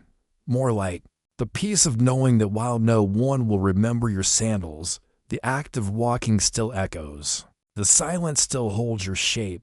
And so, you keep walking through shadowed halls, past moonlit cloisters, through the breathless hush that only comes once the bell has rung its last for the night. Your steps are feather soft, but they're still steps. Still yours. Still now, still part of something greater. You drift now toward the outer wall of the monastery, past where the cloister's careful geometry begins to dissolve into the wilderness beyond. The stones under your feet are older here, less evenly laid, a little more unpredictable. This is where the monks would sometimes wander for their solitary walks, the private kind of pacing that happened outside the shared paths of daily routine. You pass through a narrow wooden door, low enough that you have to duck, and step into what the monks call the boundary garden. It's not really a garden in the sense of rows or planting beds, more like a tangle of herbs and wildflowers that they've allowed to grow semi-wild. But even here, the paths are well-worn small, curving roots bordered by weathered stones and the occasional sandal-shaped impression in the soft earth. And naturally, the monks would take these walks in sandals. Of course they would, because even solitude was structured. You begin your own slow loop, following the nearest path as it curves gently beneath the moonlit hedge. The wind here is a little cooler, a little wilder. You can hear the rustle of leaves, the soft hum of insects, and beneath it all the faint whisper of your own steps. The sandals hug your feet now like they were stitched in your sleep. You barely notice them. And that, you realize, was always the point to wear something until it disappears. There's an old monastic teaching, a metaphor, really, that compares a well-worn sandal to the self. First it pinches, the saying goes, then it fits, then it fades. You wonder if it was originally about humility or discipline. But now it sounds a lot like comfort. You reach a flat clearing with a lone bench, shaped from a single slab of limestone. Carved into its edge is a message, faint from centuries of rain, but still readable. He who walks here walks alone, and never truly so. It's equal parts comforting and unnerving. You sit. Across from the bench lies a curious sight, a pair of sandals nailed to the wall. Not decorative, not symbolic, just there, slightly elevated, slightly forgotten. You walk over to inspect them. The straps have been long cut, and the soles are cracked from exposure. But they're positioned intentionally, almost like shoes taken off at the edge of a river. Why? You remember now another obscure story from one of the older chronicles. A monk in the 12th century, who took a vow of perpetual walking. Yes, walking. He refused to sit unless necessary. A kind of humble penance. He wore his sandals day and night, pacing the boundaries of the abbey, making himself a living meditation. For over 2 decades, historians still argue whether this vow was admired or considered extreme. One letter from a neighboring abbot politely refers to the monk as our tireless brother, who by his steps wears thin both path and patience. But still he persisted, and when he finally died, legend says he was buried standing up, sandals still on, facing the rising sun. Whether that's true or apocryphal is anyone's guess. But what is certain, the sandals remained behind, a mark of discipline so absolute it became folklore. And isn't it strange how a shoe, a thing meant to move, can become stillness itself? You take a breath and lean against the bench, your own feet outstretched in the moonlight. Your sandals look completely ordinary, no inscriptions, no history, just yours.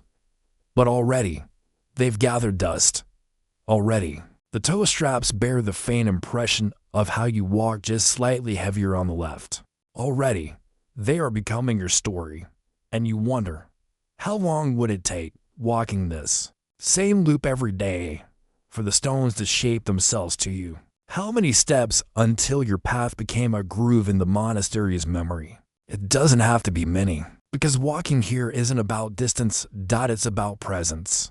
Even the word soul seems to whisper it, not just the bottom of your foot, but the innermost part of you, the soul that walks quietly, repeatedly until it becomes indistinguishable from the ground it loves. You rise again, not ready to go back yet, just another slow circle beneath the stars.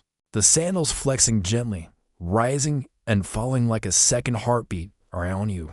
The monastery breeze walls creaking, vines shifting, birds settling. And for a few minutes, you feel what those monks must have felt, that every step is a kind of prayer. That even silence needs somewhere to go. That to walk, truly walk, is to offer yourself completely to the moment underfoot.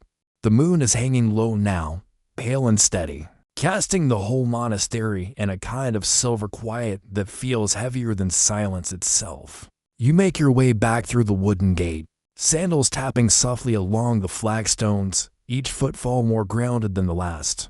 The ground has learned your rhythm, and you have learned the ground. It's a kind of mutual agreement, no words needed. You enter a long corridor near the infirmary, where a soft candle still burns in a high alcove.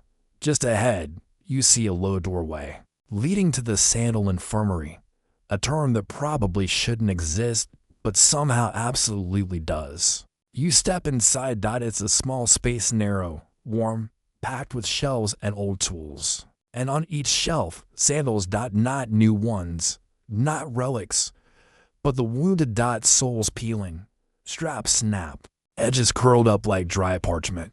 It's a quiet little hospital for the monastery's most hard-working footwear, and it smells like beeswax, cedar oil, and Tom. At the center of the room sits Brother Athelwyn, the monastery's soul mender.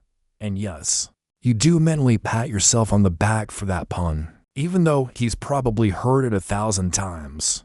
He looks up and smiles, the kind of tired, content smile that only someone who's spent the day wrestling with leather and thread can give. "Another night, patient," he murmurs, gesturing to a battered sandal on the table before him. "This one tried to retire early." You lean in to examine it. The heel is worn down to nearly nothing. The stitching around the arch has unraveled in slow, painstaking chaos.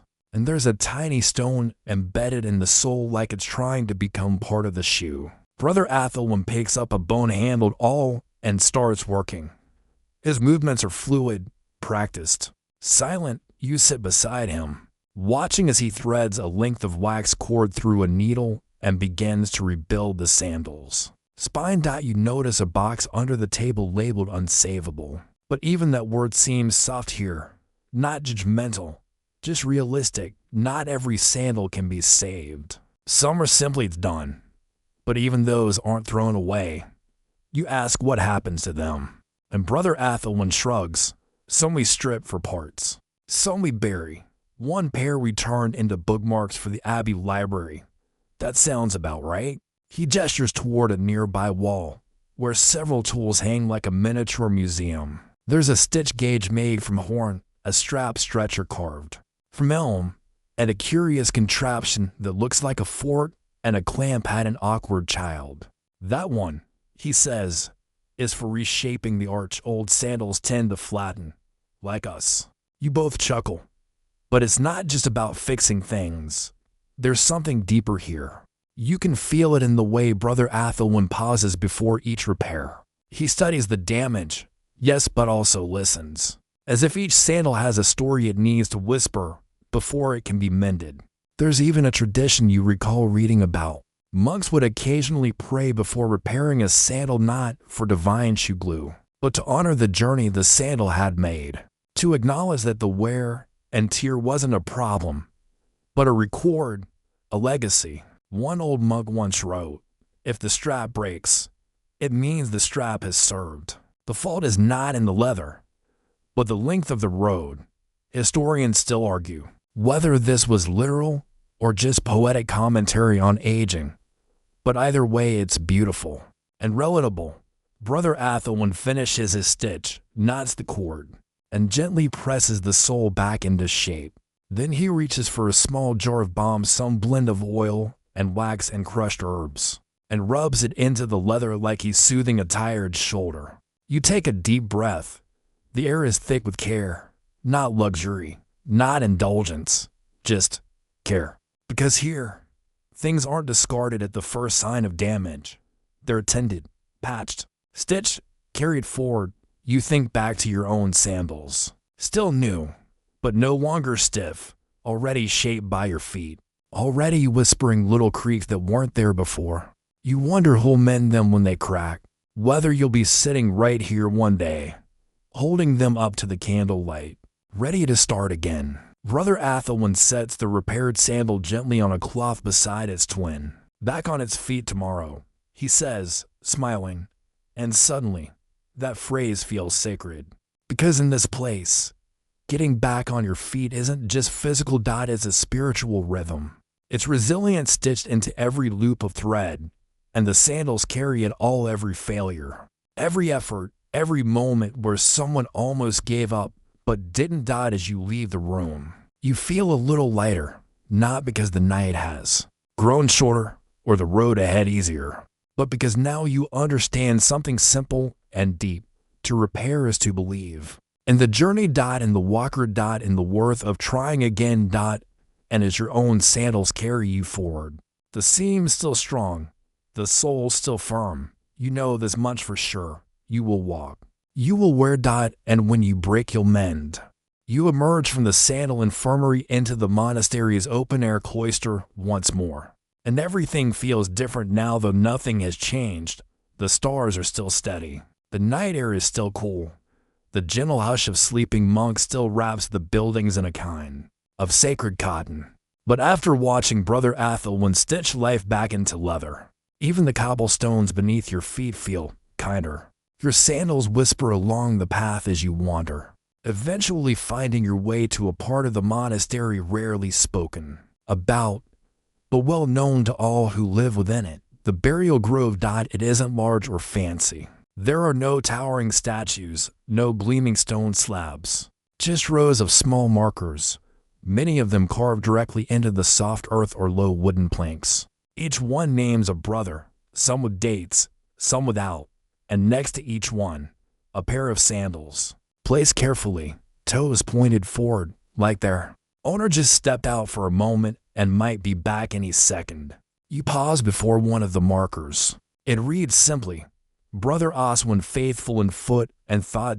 Next to the name, a pair of deeply worn sandals rest under a weathered clay shingle, protected from the elements.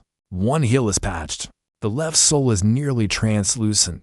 You wonder how far he walked in those, how many bells he answered, how many steps he took on days when he didn't feel like rising at all. Some monasteries believe that sandals shouldn't be buried with the body, that they should stay above ground as a sign that the walk continues, that the rhythm goes on. The wearer may sleep, but the path does not end. Historians still argue whether the sandals were always the monk's final pair, or sometimes a symbolic offering. But this grove makes it clear, whether they were used or new, clean or cracked, the sandals placed here carried something more than feet. They carried memory. And community. And belonging. You keep walking. Row after row of markers. Some newer, some nearly lost to time. Names faded into moss and shadow. One of the oldest stones has a barely visible inscription. He who walked without sound now rests without weight. You let the line settle into your chest like dust on old wood. Some sandals are little more than outlines now. Time has nibbled at the edges. Rain has turned them soft, and yet no one moves them, no one replaces them, because even in their decay, they hold meaning. You come to a small circle in the grove center.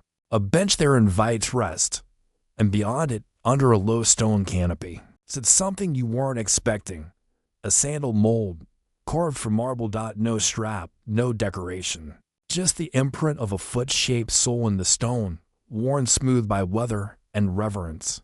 This, you remember from your earlier readings, is the monastery's last imprint station, a place where each monk, near the end of life, would press their sandal into clay or sand and have a final imprint taken, a record not of who they were, but how they walked.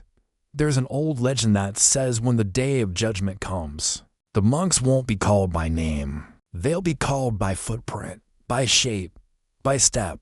That God will recognize them not by face or title, but by how softly they carried their weight across the world. You sit for a while, letting the thought settle. How you walk matters, and not just in the spiritual sense. Every step shapes the ground. Every path you follow leaves a mark. And even the quietest footsteps, especially the quietest, are felt long after the walker is gone. You look down at your own sandals. They don't seem like much. A little dusty, a little crooked from the way your right foot favors the outside edge. But they're yours. They've carried you through this monastery, through its stillness and stories and stitched together silences. And they'll carry you farther still, back along the corridor, through the refecto or wide down the stair to the dormitory, where dozens of monks now sleep side by side, sandals resting at the foot of each cot, all in a line silent, waiting. Ready. Your own cot is near the far wall, a humble straw mattress, a woolen blanket folded with care. You sit on the edge, slip off your sandals, and line them up neatly, toes forward. It's not about perfection. It's about presence. It's about honoring the ground beneath you. And as you slide under the blanket, your bare feet grateful for the rest, you glance down once more at the sandals, simple, silent. Sacred. Just like everything else in this place, the air inside the dormitory has the hush of held breath, warm from bodies, cool from stone, scented faintly with beeswax, straw, and the soft, clean musk of woolen robes aired daily in the cloister. Son, you lie on your side for a moment, staring at the ceiling beams, massive timbers darkened by time, and candle smoke, wondering how many monks before you have done exactly this. And, of course, your thoughts return to sandals. Because even here, In sleep, they matter. Across the room, you can just make out the familiar shape of Brother Thaddeus's sandals, identical and make to yours, but somehow lazier, always splayed slightly outward like they're on permanent vacation. And there's Brother Cedric's pair, set obsessively parallel, heels touching the wall exactly. The straps draped with care like tiny leather napkins. Every monk had a sandal posture, a personal ritual, and how they took them off, set them aside, cared for them in the lull between footsteps. Some were precise, some were casual. One legendary brother, so the story goes, used to bless his sandals before bed every night, just a quick gesture over them, like a tiny, silent bedtime story. Historians still argue whether the particular monk was serious or just had an unusually intimate relationship with footwear. But the idea caught on. In some abbeys, sandal blessing became a minor custom, mostly symbolic, always quiet. And here's the funny thing. The more you think about it, the more it makes sense. They're the one thing you wear every single day. The first item you touch in the morning, the last to come off at night. They bear your full weight. They take the scuffs, the pebbles, the surprise puddles, the early bells, and the long walks to the garden when you'd rather still be asleep. They deserve a little gratitude. You sit up, legs draped over the side of the cot, and look down at your own sandals for no particular reason. You reach out and lightly tap each one with a fingertip, a kind of reverse alarm clock, a bedtime good night, one tap per sandal, one thank you per step. You settle back onto the mattress, eyes adjusting to the dark.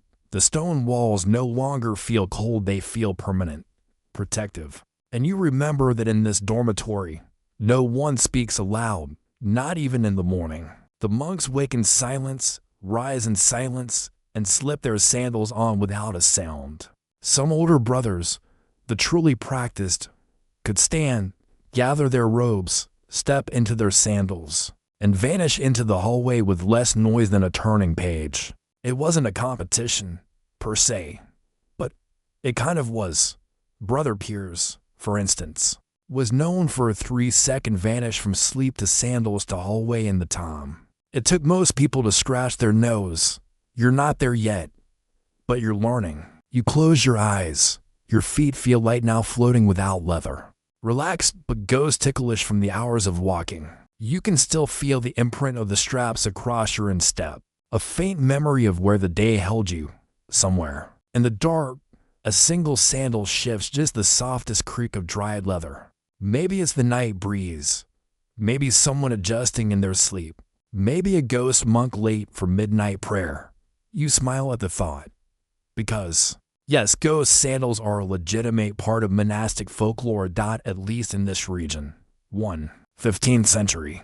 Chronicle tells of a deceased brother whose sandals could still be heard crossing the cloister each night after Compline. Never seen, just the faint tap tap tap of a ghostly gate, always on the same path, always at the same hour.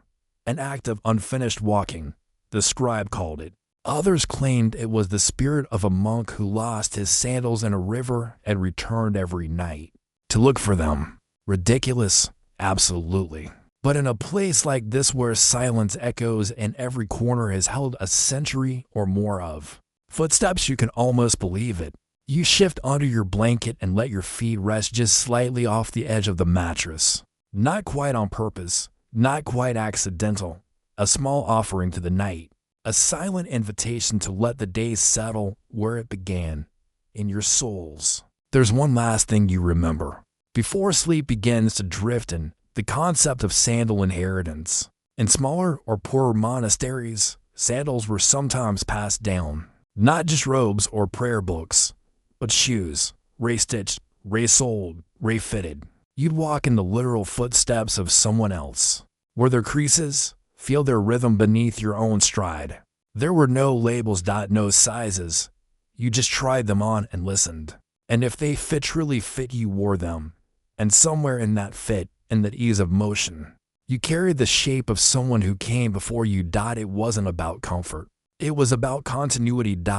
And now, lying here, sandalless but far from ungrounded, you feel the continuity deep in your bones.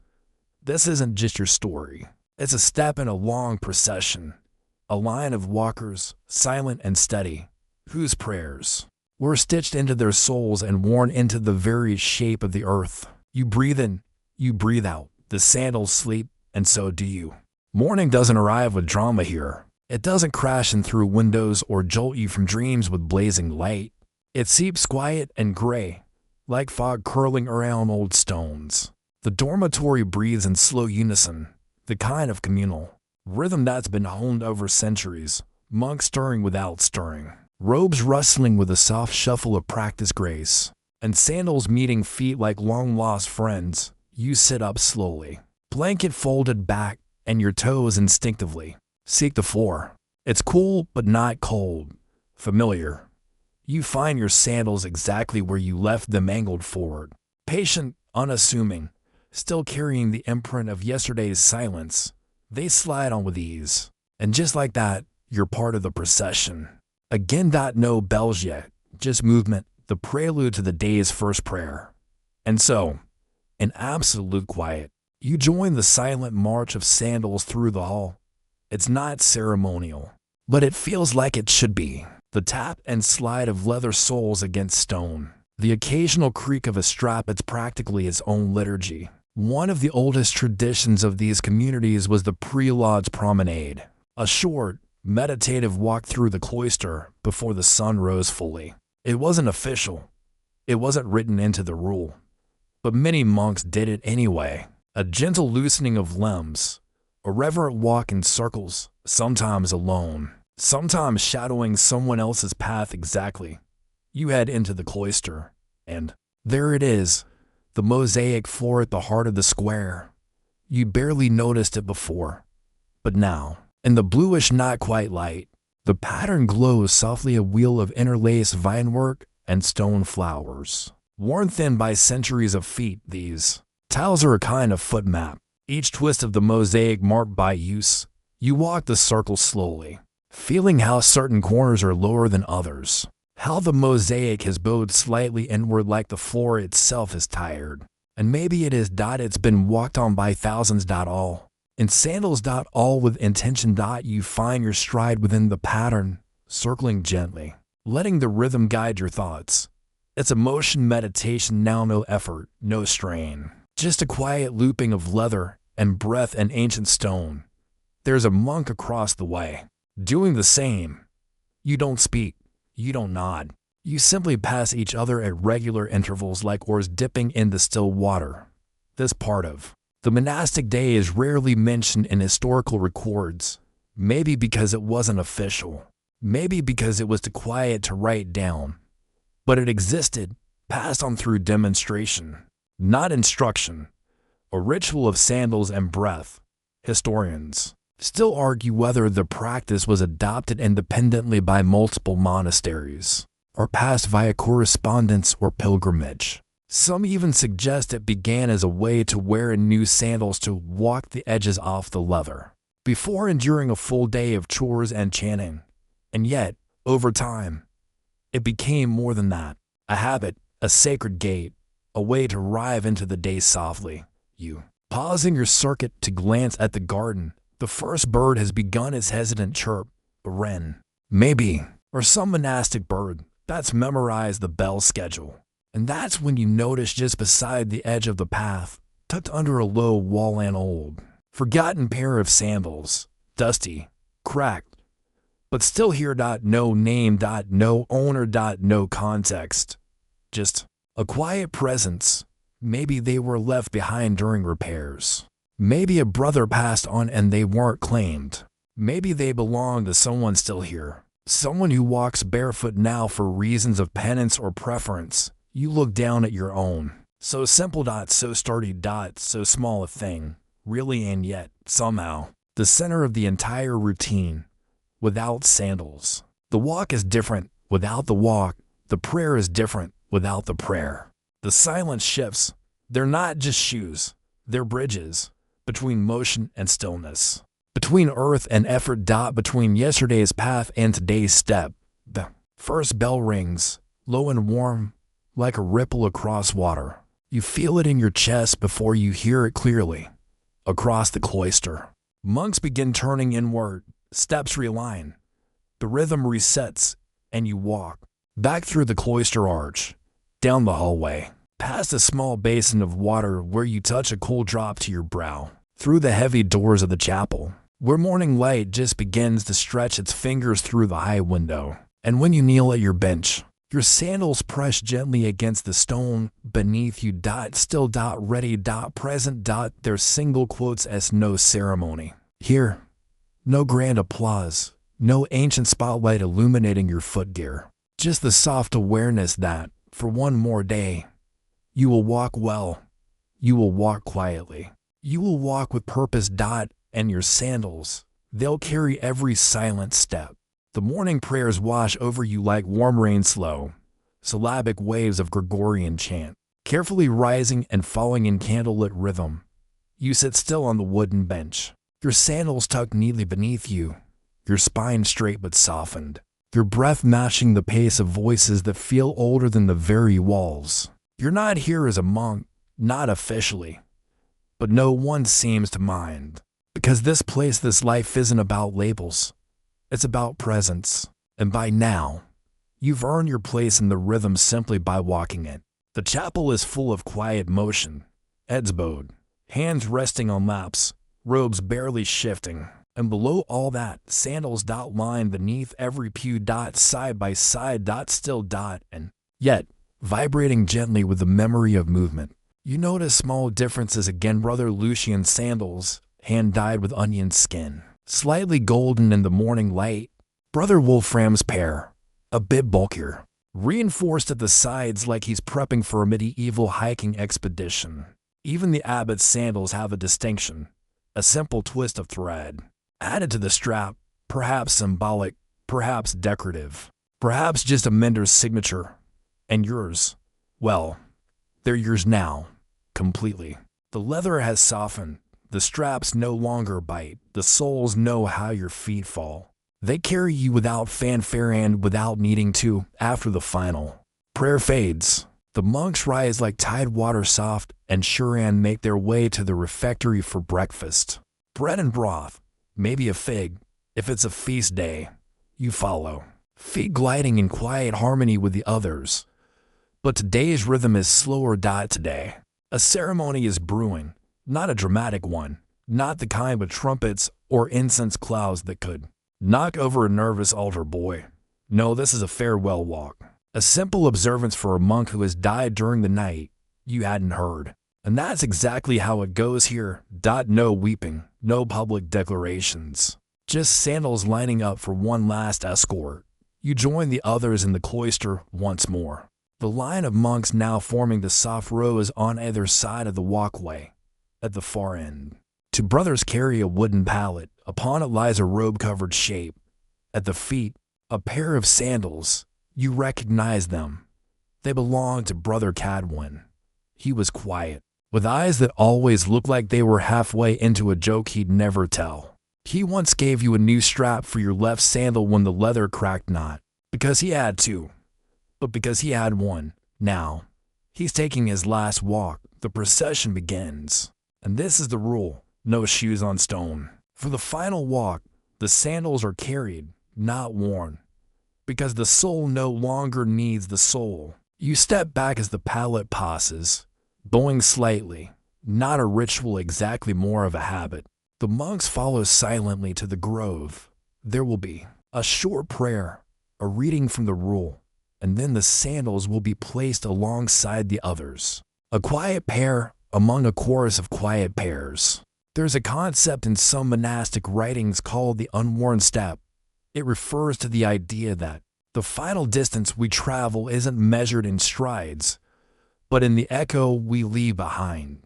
The unworn step is the one that continues without you. The steps someone else takes because you walked first. And sandals, humble as they are, carry that idea perfectly. No one inherits Brother Cadwin's sandals. They stay with him. But the gesture of sandal wearing, of silent walking, of care taken with each footfall that carries on in all of you. You return to your cot, your sandals wait, you sit, then kneel, and for the first time since arriving, you carefully unlace them, slowly, deliberately, then set them side by side beneath your bed, not tossed, not forgotten, placed, facing forward. You exhale deeply, because now, finally, you understand what these sandals are. They're not just functional, they're philosophical, a way of life, a practice of patience, of silence, of softening the earth one quiet step at a time. And you've become part of that. Not by praying the loudest, not by chanting the best, just by walking with care, with rhythm, with respect, one foot, one step, one strap at a time. Now, the monastery fades gently into the background, as if it's being wrapped in soft wool and tucked beneath the folds of a dream. The walls, once ancient and cold, are nothing more than slow breaths in the dark. The sandals silent and waiting sit. Like calm punctuation at the foot of every story, your body feels heavy in the best way. Not weighed down, but grounded, secure, as though all the walking you've done, all the slow steps and thoughtful turns, have stitched you into the earth just enough to rest without drifting. The light is lower now, so low that everything seems wrapped in indigo and hush. Even the air no longer moves sharply. It glides, and your thoughts glide with it, slower and softer than before, curling back through moments of silent corridors and sandal workshops and rows of sleepy monks who made quiet not just their habit, but their message. You let your limbs go still. You let your breath lengthen, and in the quiet space between footsteps and dreaming, you remember that every soft journey has its own pace, and this one, yours, has brought you exactly where you need to be. No need to rush forward, no need to retrace the path. Just rest here, in the hush and the knowing, and the gentle truth that even the most worn-out sandal can cradle 1,000 miles of story. The sandals rest. And now, so do you? Sleep deeply, walker. You've earned the silence.